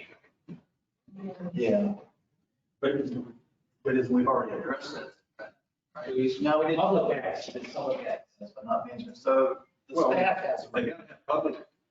Well, no, but he can have, since it's not open to. You get a point for this. What? You get a point for having access.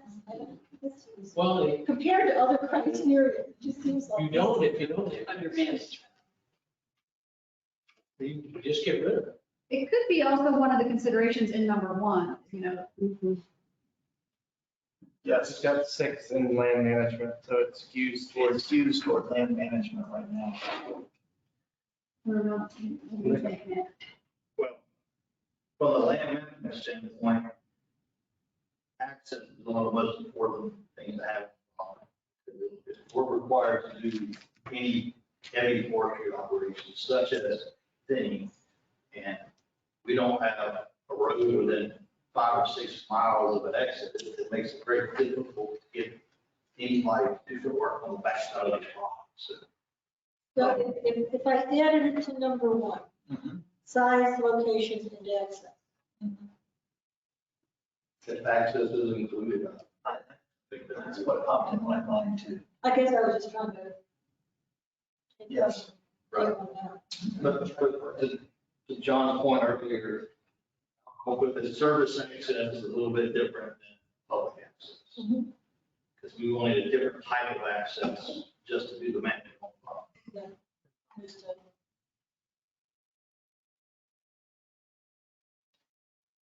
If we add it to number 1, then how do you do it if it meets some but not all?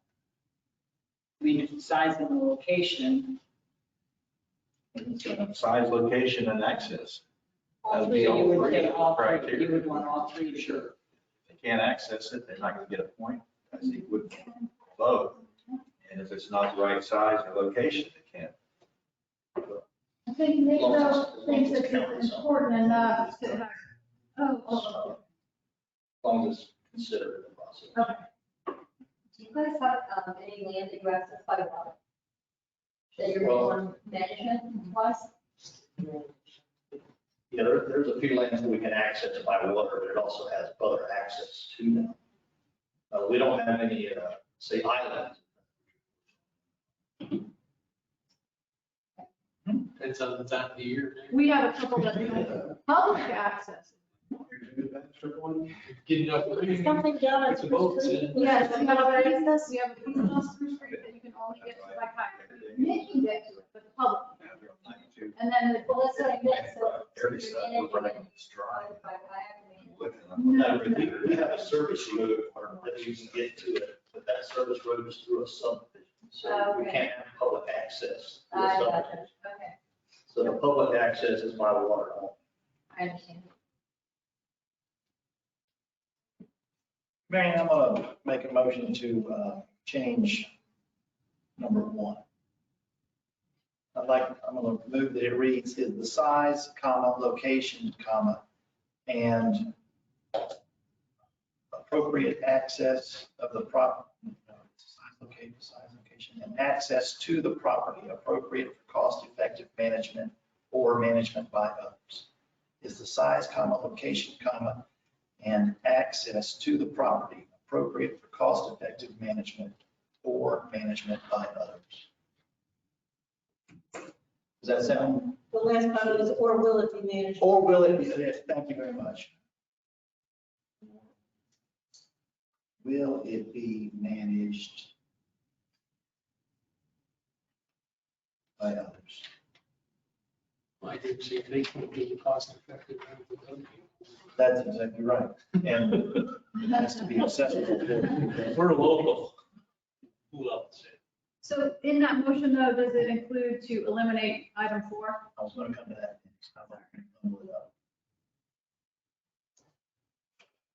Someone second. Not yet. Second. So should it say service access? I think the cost-effective management, the access, it's all tied in that same sentence.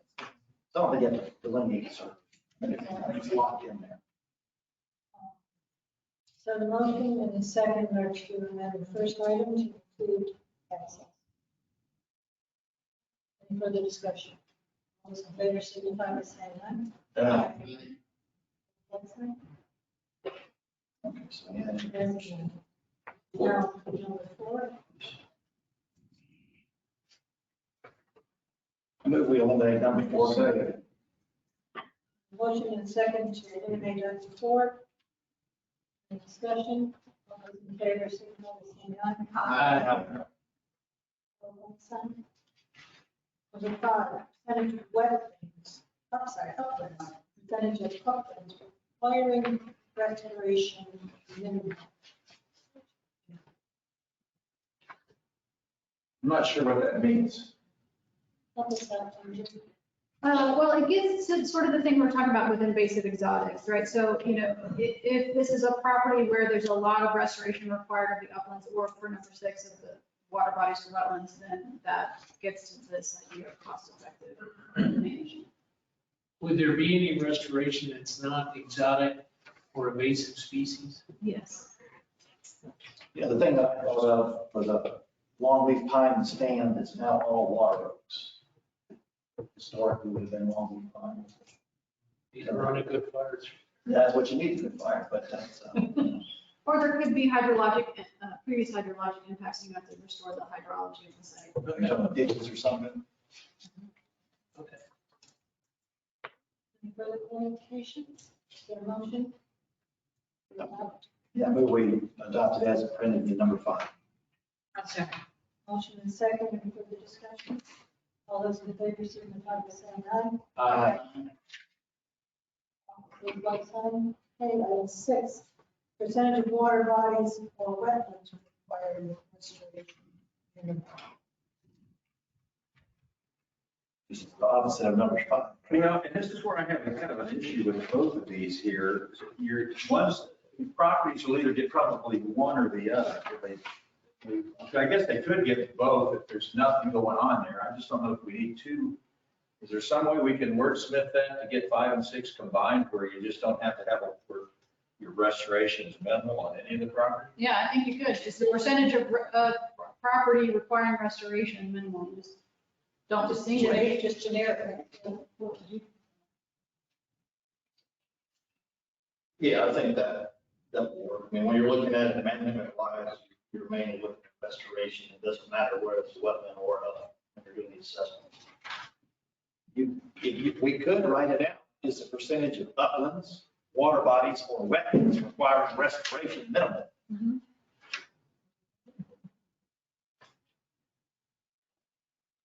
Yeah, that's what I would go for, is make it just as one, put them all in one, and whether we need to amend 5, change 5, do away with 6, I don't know how you all, handle that. But, yeah, I would like to see them combined. I think it should be spelled out for reasons he said earlier about the public not knowing uplands, wetlands. Okay. Next, let's look at Matthew number 5. Yeah, I'll make a motion. I move we amend number 5 to read is the percentage of uplands, comma, water bodies, comma, or wetlands requiring restoration minimal. A second. Motion second and further discussion. No, wait 1 second. We had already approved number 5 the way it was, and then we moved on, right? Yeah, we revisited it. We were changed. I mean, like you said, we're not, this is. It takes a motion to change it. To modify. Okay. Well, once you approve it, it's never locked in. We won't go back. No, I know, but did someone make a motion to, we already moved ahead. Well, we went back because. We haven't done number 6. Number 6. Right. And what next to it is going to be to eliminate number 6, most likely. Right. We didn't vote on 6. So now Okay. I didn't hear us go out. He said the motion was to amend number 5. Okay, okay, gotcha, okay. motion second. Any further discussion? All those in favor of approving number 5 as amended to include water bodies and wetlands? Signify by saying aye. Aye. Number 6 then. Move to delete. Second. Motion in second. Any discussion? All those in favor, signify by saying aye. Aye.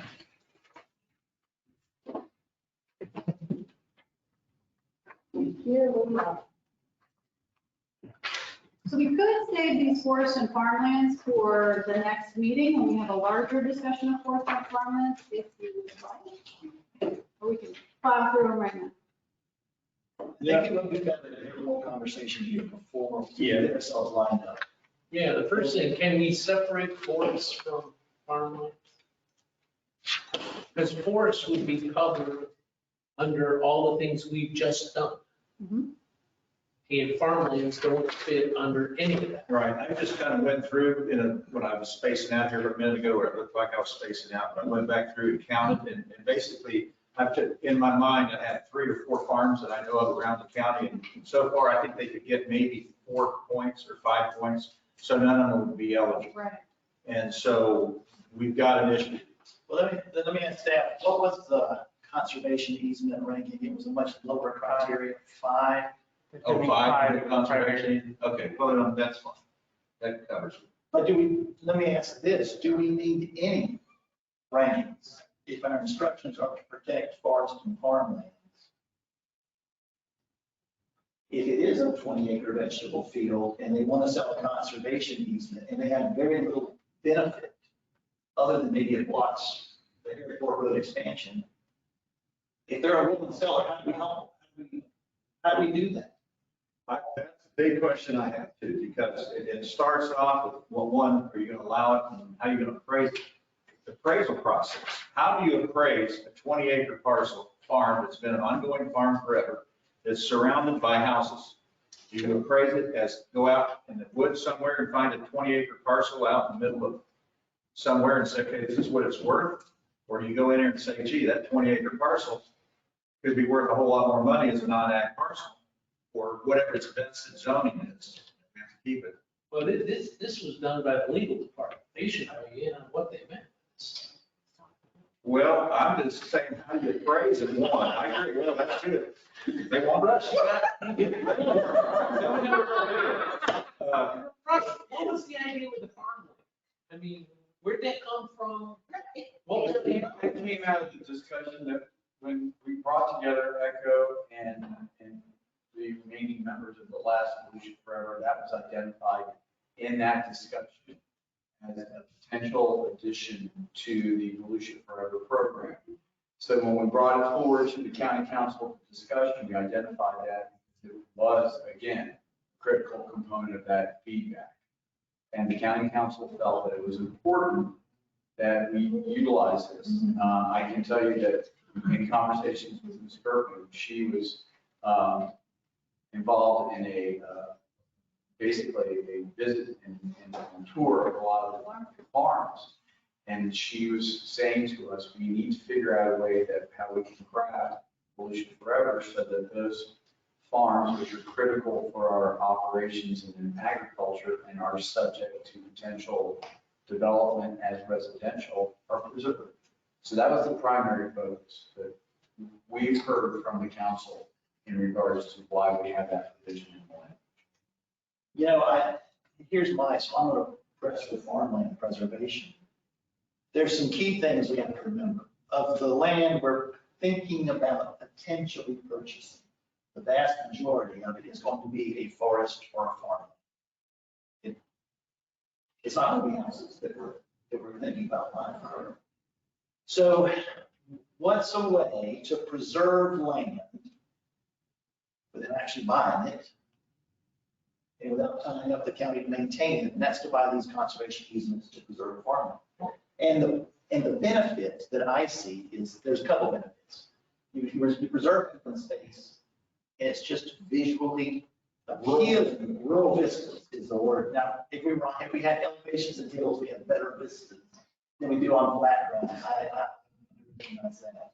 But there is a rural vista. Cows in a field are appealing. People drive by Gerald's place all the time to look at cows in the field.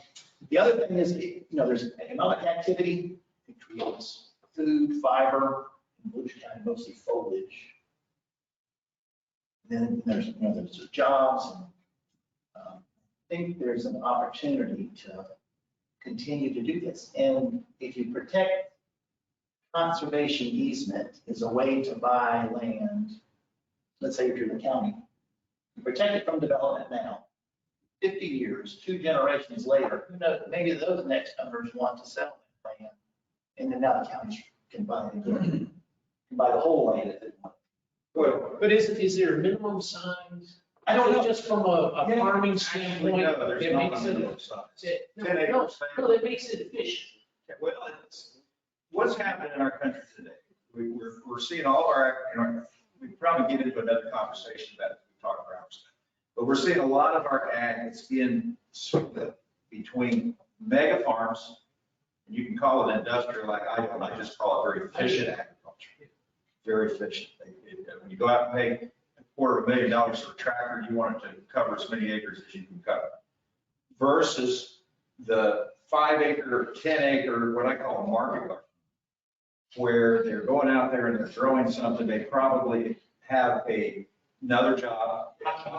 Well, you call it hobby farm, but they make it, there's a lot of people in this county that own property, that farm it to some level, that is sustainable. And for any farmland to remain farmland has to be the 3 pillars of sustainability. And we don't have all that in this county right now. And so you see the small guys seem to be doing better. The big guys, they're selling out. Someone comes in and offers you 10 or 15 or 20,000. I've heard land around the land now is going for high as 70,000 an acre to build houses. Good, man, that last crop of asphalt is every farmer's dream. But there's a lot of farmers that go and call them legacy or whatever, that would say, you know what, I'm going to sell my property. I can sell it for X amount of dollars. And this is where the appraisal process gets so critical, because you can go out there and sell it.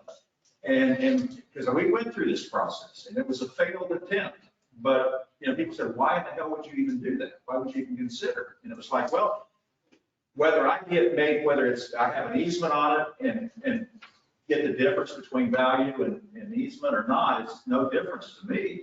But the farmland goes on and stays farmland. It doesn't become houses. And so that's why it's important to come up with that criteria to do it, because most of the people in this county, they don't see the corridor out there. That's just big woods. It's outside of the line. What they see is that corner farm down here that's the last piece to be developed in Ormond Beach or in New Smyrna Beach. that's still got cows or something on it, that, so, you know, which will probably will be. I mean, I don't think we're gonna get a lot of properties myself unless we get creative, but the potential could be.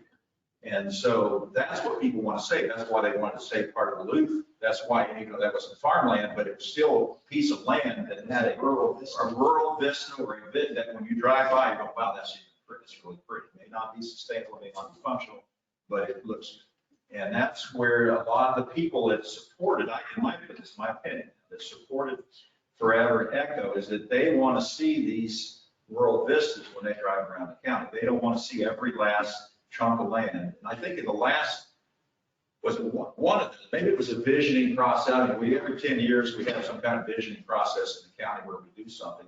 And I think one of those, we looked at the amount of tracts left that were greater than 50 acres or 100 acres left in the county. 10 years ago, that was a very small number. And so it's now how do you get that? So that's kind of where any size can be fine. And the criteria there, if you can find a willing seller that will sell it at an appraised price, then good luck. Because we always have that. We're just talking easement. We're just talking. But the same how you do the easement, you go in and you come up with an appraisal on the property, what it's worth today. And then you come up and you do a second appraisal on what the residual value of that property is left over. Now, we look at conservation. How you're going to look at a farm easement is going to be different because the values will probably be higher than that. The residual value will be higher for a farm than it would be for a conservation easement because you retain more rights with the farm than you're retaining with conservation. Correct me if I'm wrong on this stuff I'm speaking. But I mean, that's generally how how work was going to work out for us. And when we got into the process, the gap in the middle is what you're paying for the easement. You know, if it's not enough, then you're going to walk away, whether it's for an easement or even doing a fee simple acquisition. So therein, like the appraisal process is going to be the stickler. That's going to be, I won't say it's impossible. It's going to be difficult to find these properties with the willing seller that can be.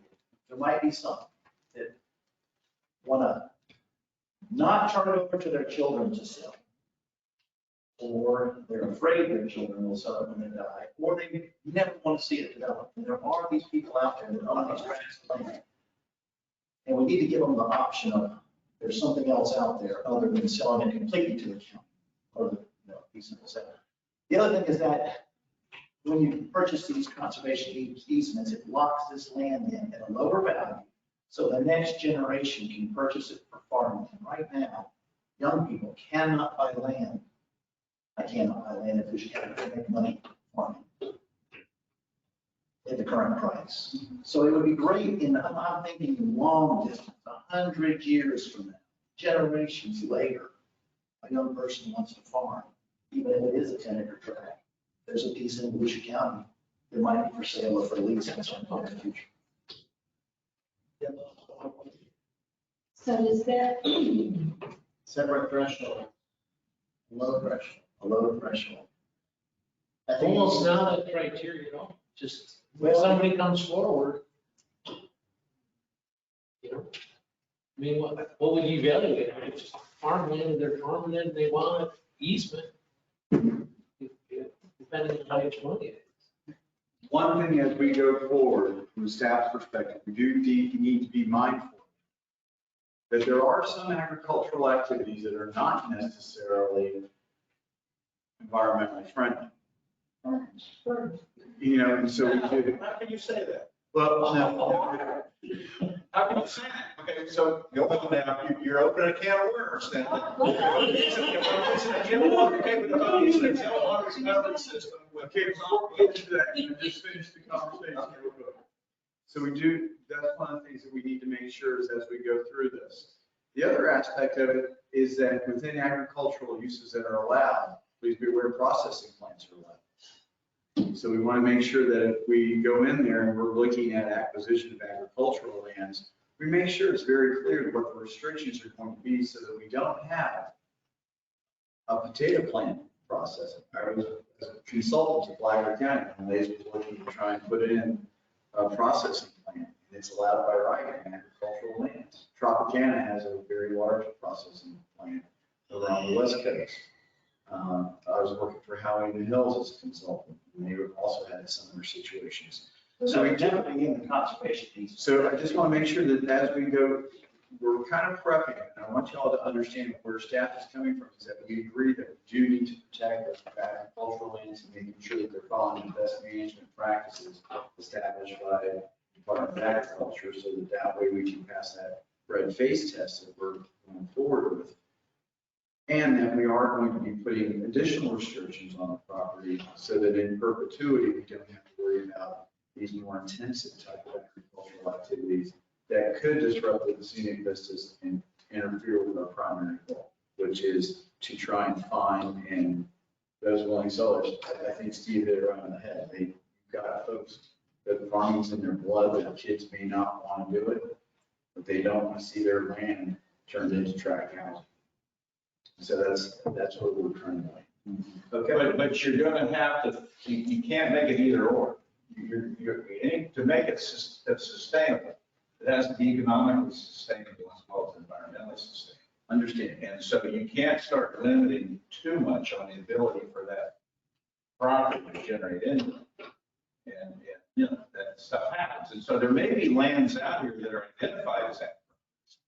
And someone wants to do an ag easement, but you might find more criteria that you want to negotiate with on an environmental, from an environmentally standpoint, to where you start putting those limits on it. So it's not, it may not be an either or, it may be, again, where we want to be both of them. Here's that, in that Venn diagram, where farming and environmental protection, that area in there is what That's where you're talking about. And so the value of what you're retaining, because, you know, you go out to Flagler County right now, you go out by a good piece of potato ground, it's not bringing a whole lot less than what land is being sold for development stream. Correct. And so, you know, boy, you're going to do an easement on that. How are you going to adjust? What are you going to do? You know, you may not want to pay anything for it because you say, gosh, it's got the same value of what it's worth. But the guy says, okay, fine, I'm not going to do it. And then next year later, someone comes in and buys it and they develop it.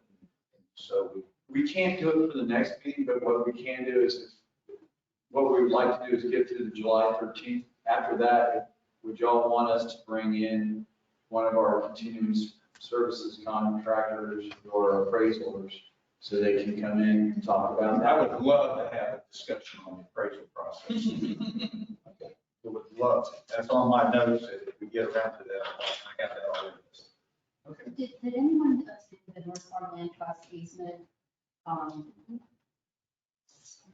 seminar, whatever event she did? Yeah. I watched it on the replay. I watched it, it was recorded, and I got the recording and watched it. I was just curious. But let me say too, I think everybody understands that these easements will be governed by an agreement reached by both parties. So, you know, you're not going to just, I mean, the thrust is farm land. So you're going to say, this particular area is farmland, yeah, you may have to have some packing sheds, but that's not going to be half the farm. So I mean, you're going to have to negotiate that each transaction, depending on the size of the property. And who will be the negotiation? Who do we? So we.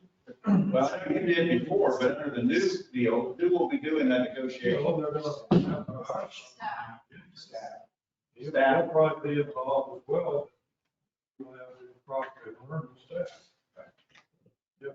So that gets very, very specific.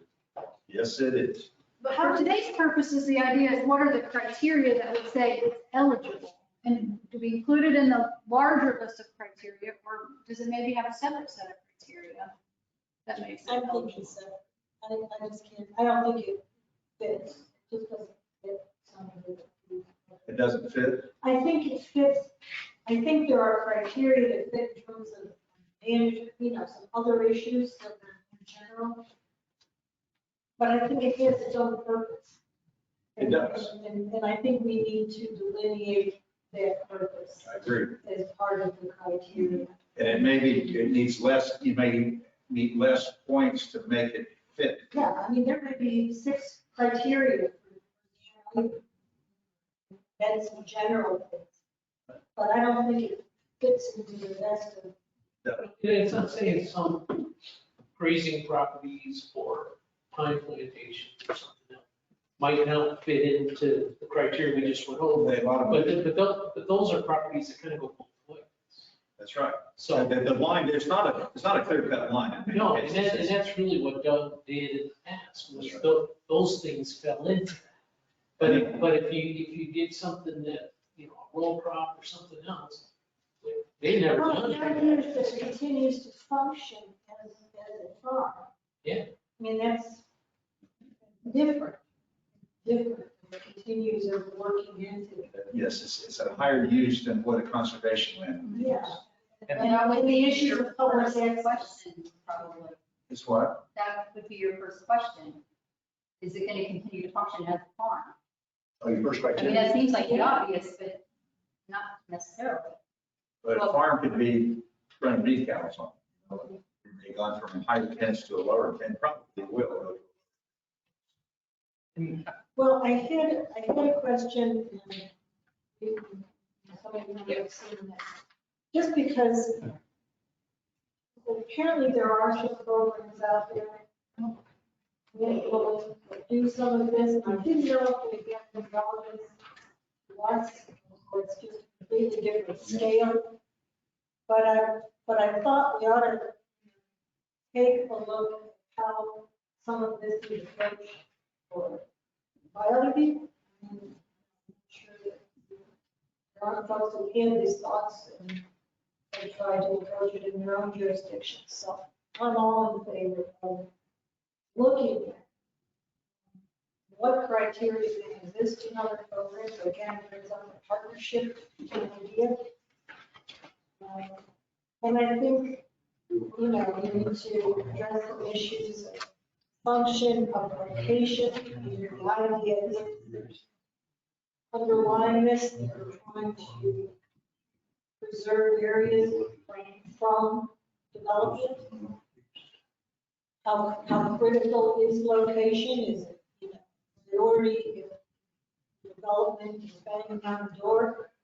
You know, there are just other factors.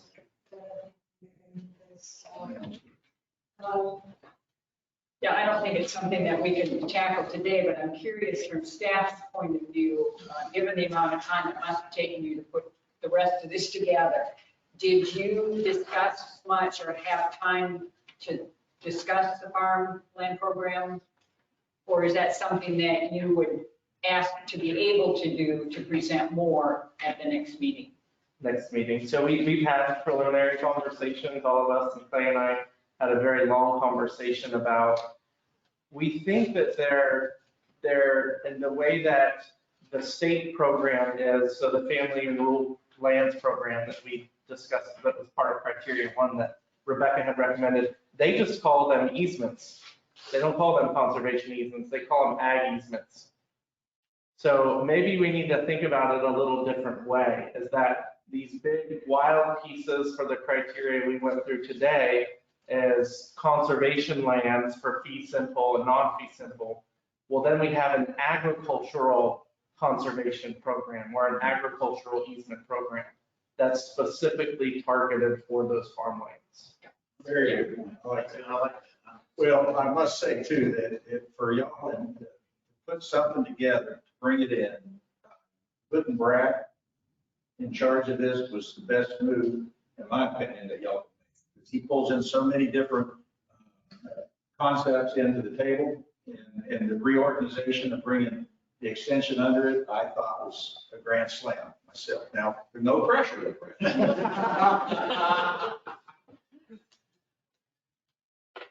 Question, and someone, I can't even remember where I wrote it, but some of the programs seem to be focused on farming of food crops as opposed to, I don't know, what.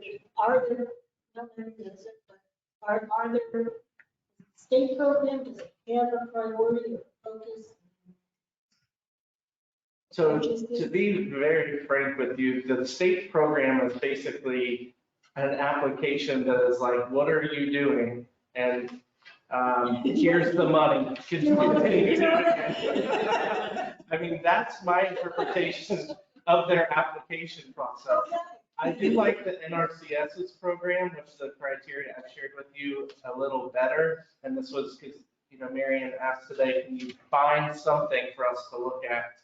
And I like this criteria, number one, because it aligns with NRCS and it's for government programs like ours. So they partner with governments up to 50% of the purchase price. So if we align some of our criteria, everything that you went through today, those categories are aligned with Florida Forever. They're foundational. So we're aligning our program with our partners program. If we align this agricultural conservation easement program with a partner program, we can do more ag conservation easements with the money that we have. Did they get some money this year from the state? So this is federal money and they have money. The Rural Family Lands Program, yes, got 50 million this year in the state budget. And if you would like, we can ask George Johnson, USDA, RCS. How's that? to come. You want me to come to the next meeting? No, probably not on the next meeting. I think whenever we go back to town. We gotta get this done and prepare for the county, I think. And that was maybe. So what we have left for the 25th is small lot acquisition program discussion and the sort of urban green infrastructure discussion. So that's what we have for the 25th, so. And then the other, we got about four things we need to go Right, we have a few more things here, and then we would go over again what we decided here, just to, that big picture we talked about, right, that we wanted to go back. So we can try to jam it all in there. I'm just gonna hold off on George.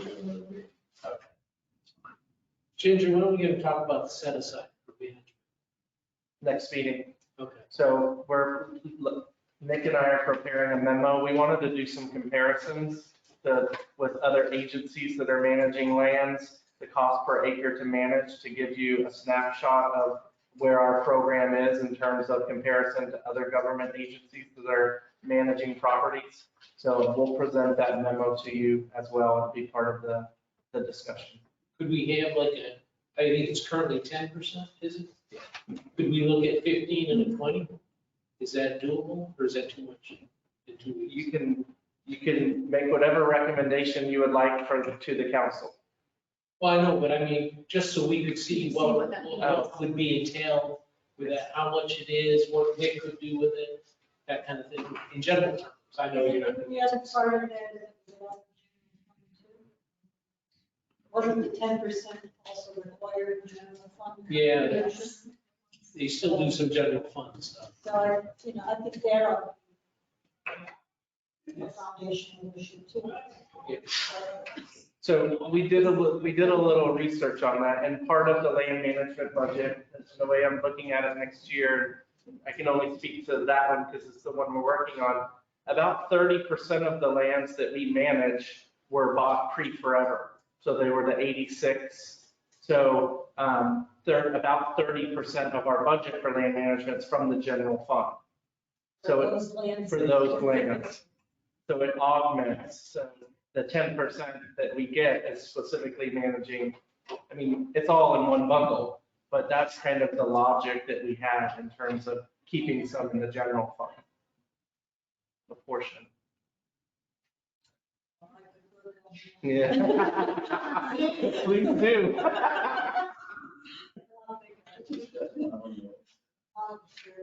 Well, the general. That's all right, I don't want to. That's turned off. And the set aside comes out of this. I don't have to worry about the money. It's not. You got a world class. You got a lot of stuff. We have one more enhancement page if we could get to. Yes, yes. The last page there?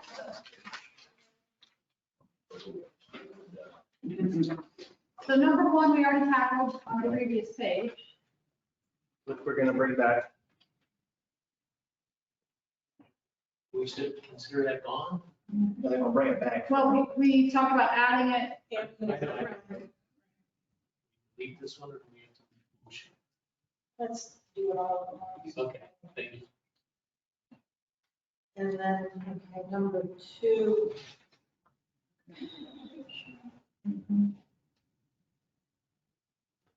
Again, Have we ever these, had these? I'm sorry. Is this something that's ongoing or? So again, and this was a little hard for me to understand at the beginning too, the enhancement criteria do not count as part of the primary criteria. So we're judging these things and bringing them to you, but they don't count as part of the 14 of the 18. So Doug, you want to explain how they're used? Like a freebie, you know? Extra credit. Yes, it is bonus. Moving forward, does not have that ambiguity. Yeah. Well, seems like there are some things that could be bonus points, such as, is the property located on a state or federally recognized scenic byway?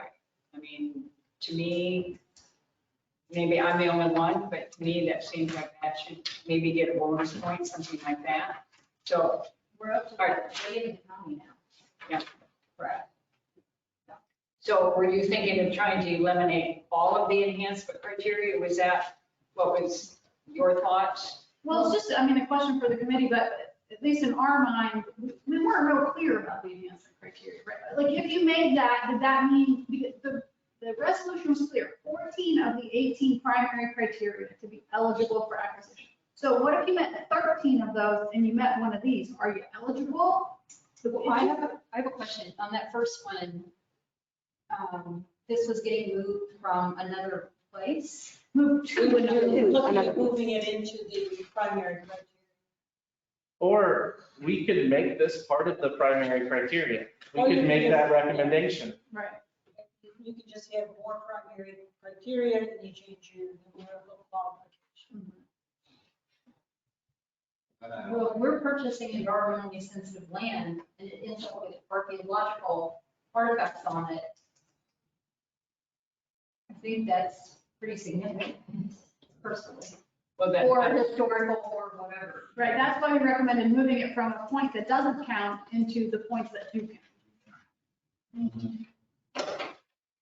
Yeah, I would agree. Let's either get rid of them completely or put them in one of our existing. Well, we moved one up already. Move one. The other two are kind of, Education record. yeah, I would delete all these because we took care of the one that was important and the other two are. Well, so you asked, but I didn't really hear exactly. Do we has this been a property that's education and or scientific research? Does the county own something now that's met that criteria? I mean, a lot of our properties have opportunities for education. In fact, we do educational programs on many, if not all of our conservation lands now. And what about scientific research? We do like scrub surveys and stuff like that. So yes, we do that. Oh, you never know when an entomologist will come down from Yeah. Gatesville, find some caterpillar on some property and they want to study it. Well, they got to study. So it's almost like they all meet that. Yeah, I was gonna say the word potential, it's a gimme. That would be a yes for everybody. Well, I wrote in just as a comment, watershed research. Just wrote it in, I think. Because I wasn't exactly sure how it qualified, but what did we own that was scientific research? Now I know. I'll move with delete number 2. Second.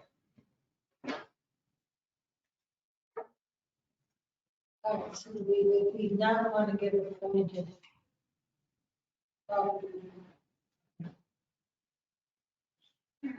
You would never know, Mary Ann. You never know the And they weren't even sure if it gave you a point or not. Exactly.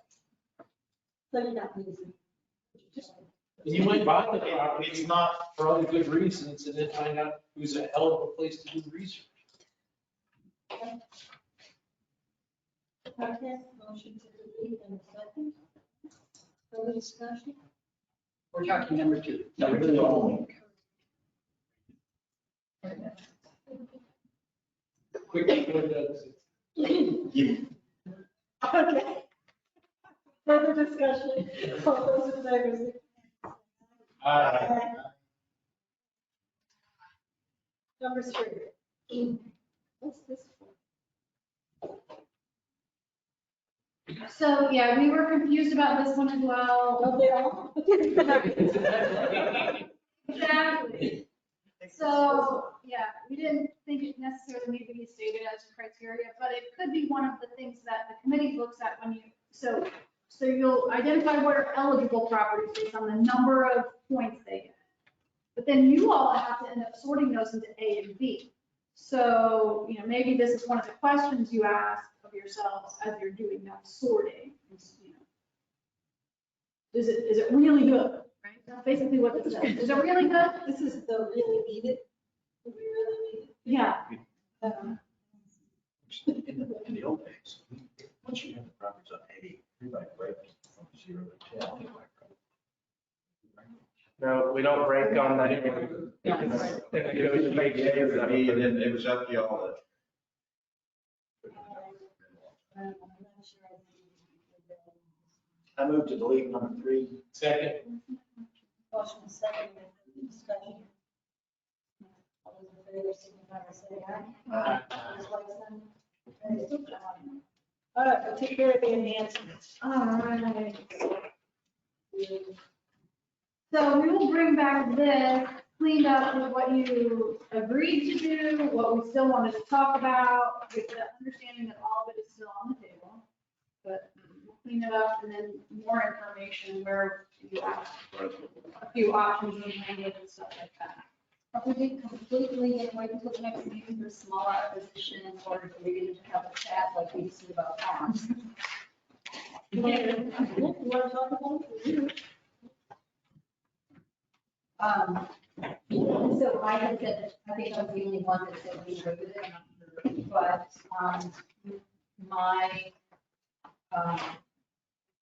I was hoping to get it incorporated into this some way, but if that's not going to happen, then I think we should require a maximum gain per acre since there's no appraisal. And I know we're not supposed to get wrapped up in the money, but the fact that there's no appraisal does open that up, in my opinion. And if you do the math on what was paid previously, there is going to be a huge difference. And the fact that there's no appraisal before needs to be considered now. So that's my reason. What I'm looking at, the old days? Yeah. Small lots.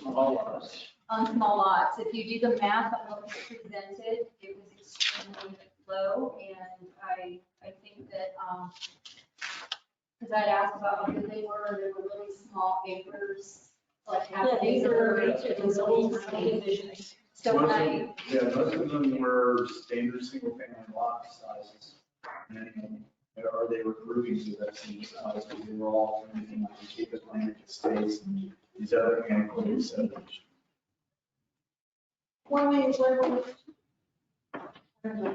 asked for willing sellers, it was the idea, we'll pay you whatever your taxing demand is. I mean, is it just That's that? typically what the property appraiser lists as the assessed value. Assessed. so it was, it's right here. the map.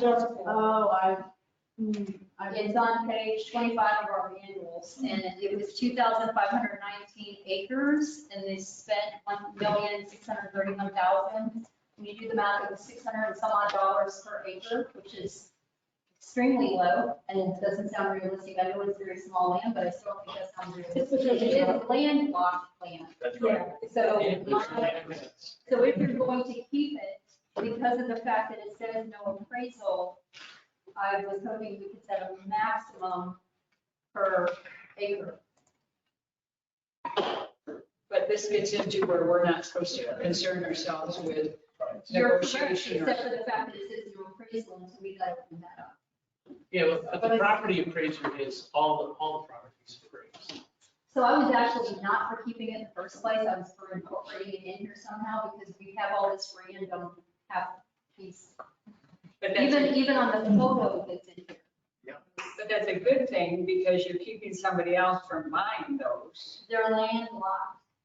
They can be a It's separate. a deterrent, No, I it's a deterrent understand. to development. So, and the thing that surprised me was in our listening sessions, how many people brought up the small lot acquisition program and encouraged us. to Right, keep so it. I wasn't for getting rid of it if we were gonna incorporate it somehow into this, but we went along and waited until now to talk about it, so I'm not sure. I don't We think, can bring back some ways that maybe not set a specific price, but tie it to the property appraiser so that way the valuation that we pay is, no more than 10% or X% of the property appraiser. So then that way, because right now what happens is the property appraiser does go out there and as was brought out, if it does not have access and all these other things, they basically assign a relatively low value.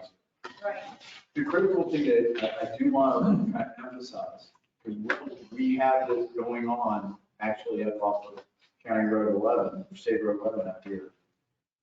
There's a large section, it's an antiquated subdivision, they would need to have minimum 20-acre lots. There's 4 or 5 people who were going there and aggregating these lots. They can come in and pave those dirt roads and build on those properties if they're able to aggregate enough of these lots. So what we were looking at was strategic purchases of these small lots to help prevent that from occurring. Because again, a lot of these antiquated subdivisions were put in place before any rules, regulations were in place. And it's just really just rows and rows and rows and rows of homes on these giant paper grid systems. I understand. I actually had using the small acquisition for farming lots. And one of the meetings, I said that out loud myself. But then when I started reading through this and looking at this criteria, I was hoping to get it into it somehow. But then, and I understand about the price that we're not supposed to deal with that, except for the no appraisal caught my attention. And when I did the math, that was not realistic. Okay. So. And what we can do is if the concern is valuation, we can sit there and work with some kind of language that ties to it. Yes. As long as it can be on public record. Establishing something from what you could expect. Yeah, I'm not trying to, I realize that sets a price, but it doesn't make any sense to me to leave it without saying something and leave it wide open based on half acre lots that could be huge amounts of money. And I wouldn't expect it being that they're landlocked, but. Maybe it wasn't clear, but we only paid property appraisers number. There's no negotiation. Zero. They could release Okay. zero, let me back up. We get 640 acres. I had one person, part of her job, send out 640 letters. Probably a bad example. Maybe, let's say 160. Send out 160 letters. We might get, do you want to participate? Here's the deal. It's just the property appraiser's number. Yay or nay, send us your yay or nay, send it back. And then we might close on 30. And it's in your resolution. This was taken to the council, years ago. Be negotiating, yay or nay, because if you have to do surveys, appraisals, Right. that's more than the value of the property. So that's what we. Yeah, no, yeah, I'm not supposed to. Right. And I was not aware of that. I thought it was basically willing sellers and. I knew that they were willing sellers and I knew that we were not paying an exorbitant amount, but I didn't know it was a yay or nay based on. No negotiation. I apologize. That's the number. That's good to know. That's it. And, That's critical. you know, How do you manage it? So if I go out there and I want to cut, I own a lot next to you, and I go out there and I cut timber off, how you gonna know? Check Probably. or I want to run cows? It's a growth management. Getting some ideas? Well, you know, I'm friends with the guy who has a lease on one out here on 92. Fences and stuff. Beautiful piece.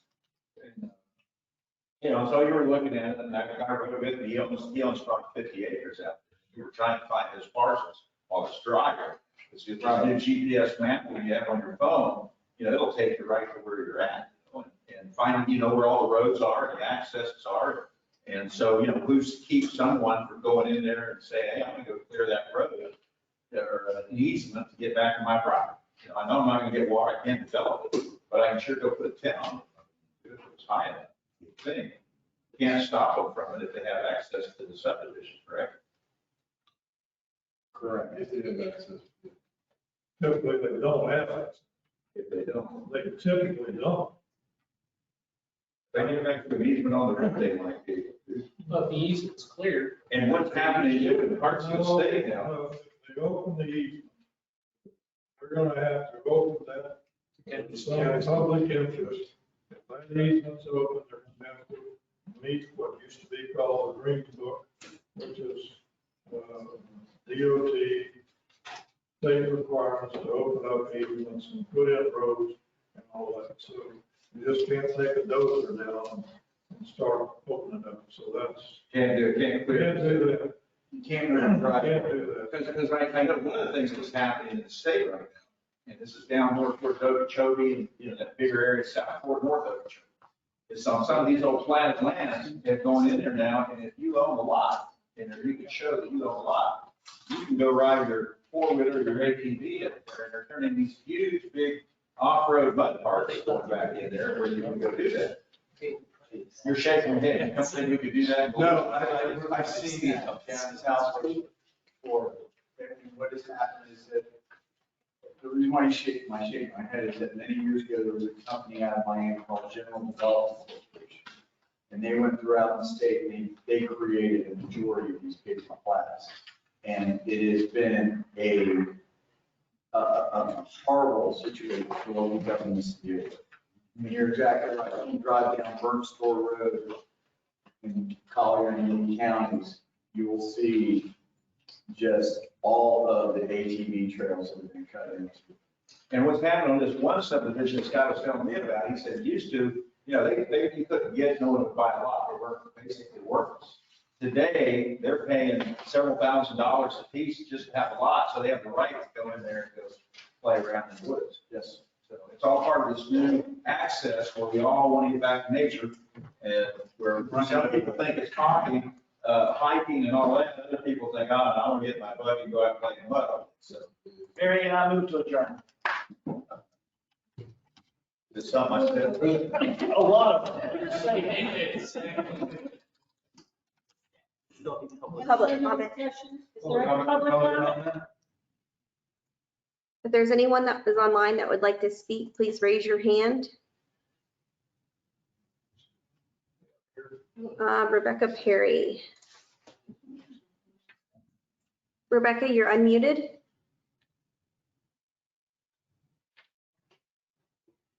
Can you guys hear me? Yes, ma'am. Okay, great. I hung in there, I almost signed out, but I just want to say, first of all, thank you all for your hard work, the staff, and on all of you for taking your time to look at this so carefully. It's really appreciated, and I appreciate you taking our comments into consideration. I'm going to be really quick. I just had a question. Will we have a chance to weigh in on the items that were approved today? Or are those kind of set in stone and we'd have to come to the commission meeting or the council meeting to address those? At any point, if you have any kind of concerns, recommendations, or comments, feel free to send them in. Like today, you've heard this. If you would like to respond before the 25th, so we can incorporate it, it would be good if we can get it up in the next couple of days. so that that way we can incorporate your comments so that this committee sees it at the June 25th. Same situation goes on after the June 25th. And then at the county workshop, that's when we would be able to provide those comments. But I don't think the public can participate on the Comment at the workshop, typically not. Okay, so just make sure we get our comments in prior to the workshop, which is not the 25th, correct? Correct, that's July 13th. Okay, perfect, thank you. And then I have other comments, but I think that one of the things I wanted to highlight was Brad's suggestion about aligning with the federal programs for agricultural land easements. I agree with that. I think it's a great idea. So I just wanted to chime in there. But that's it. I know you guys have worked hard, so appreciate it. Thank you for the time. Thank you for listening. Okay. Oh, God, you ought to give it a bell.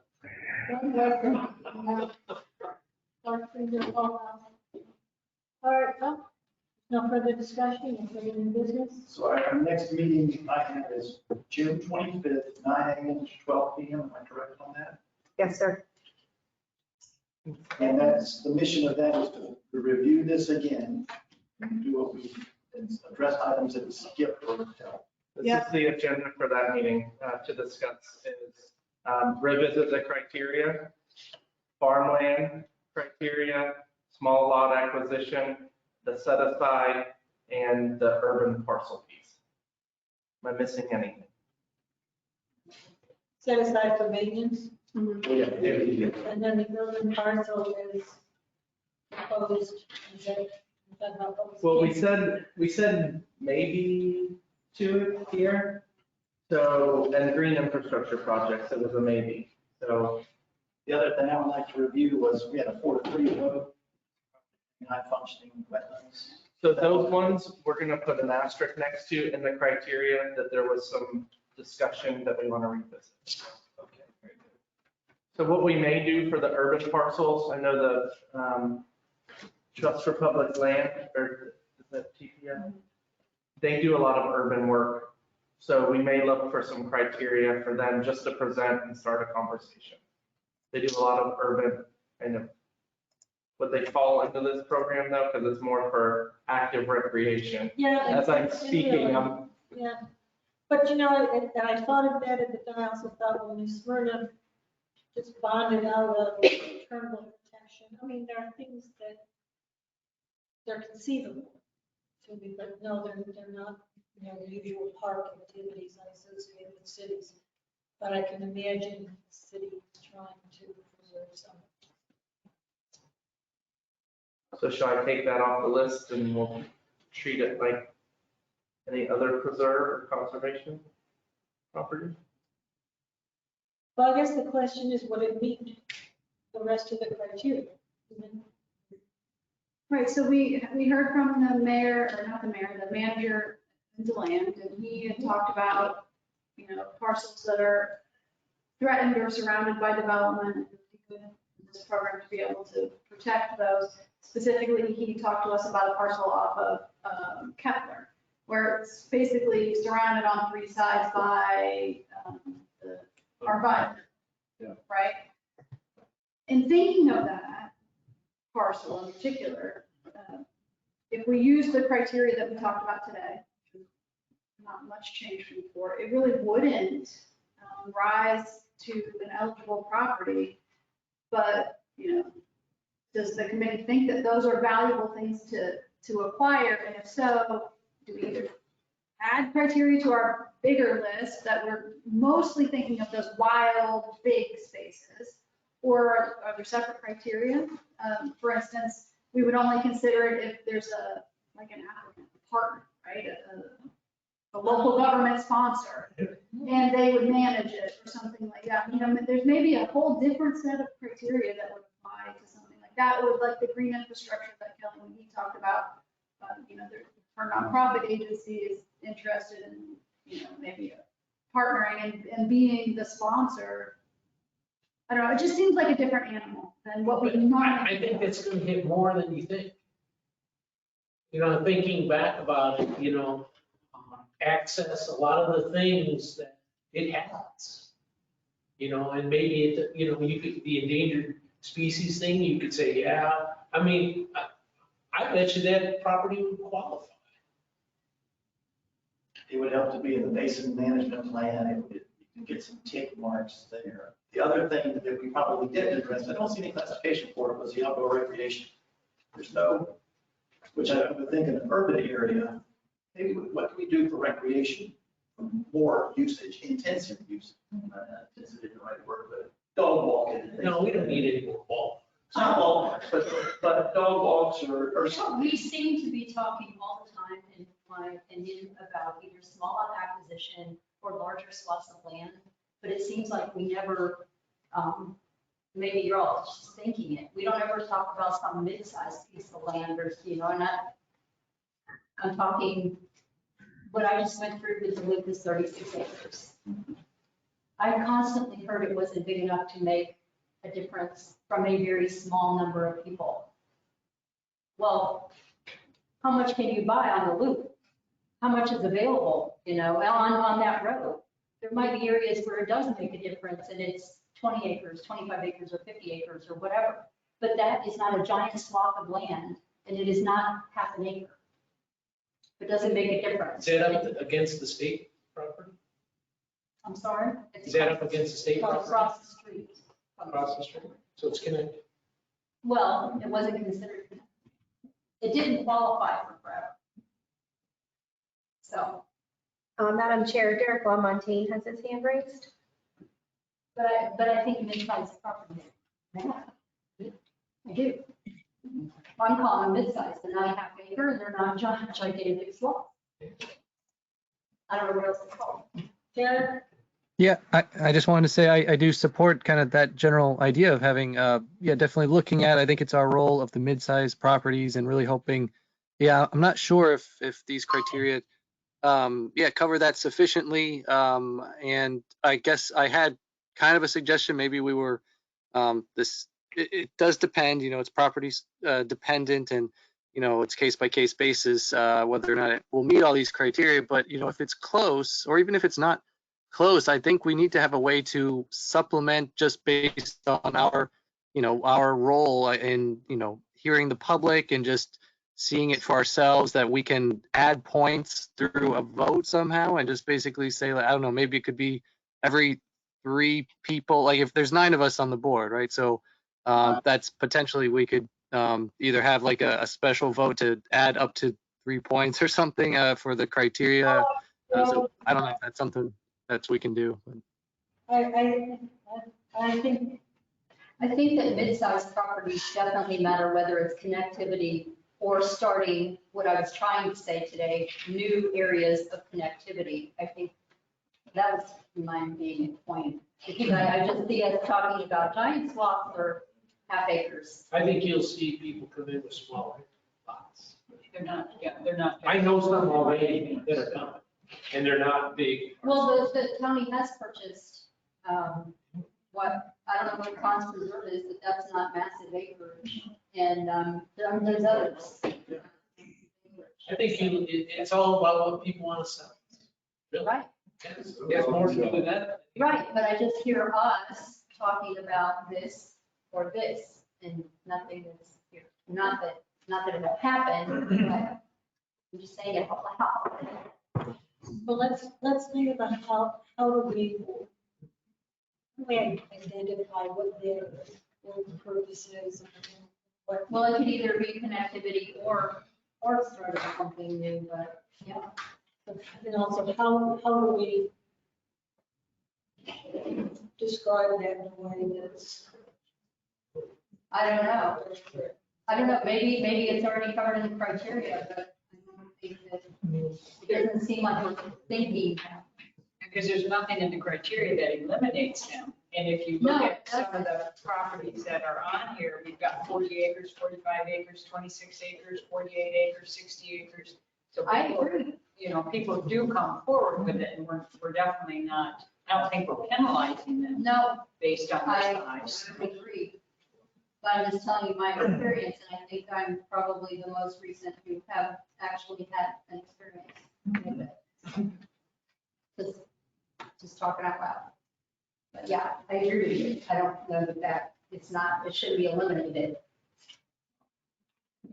On these, are we taking these home, or are you guys gonna keep these and hand them back out, or? Those are for you. Leave one set and you can take mine. No, I was actually gonna keeping them because they're so big. And then you can- No, it's very- Okay. You don't need to, I mean, you can get it. All right. We're adjourned. You can go. You want to see it? I'll show you. Not.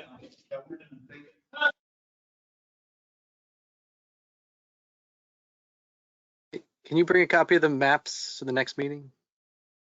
Thank you. Yes, we'll have a set for you. Thanks.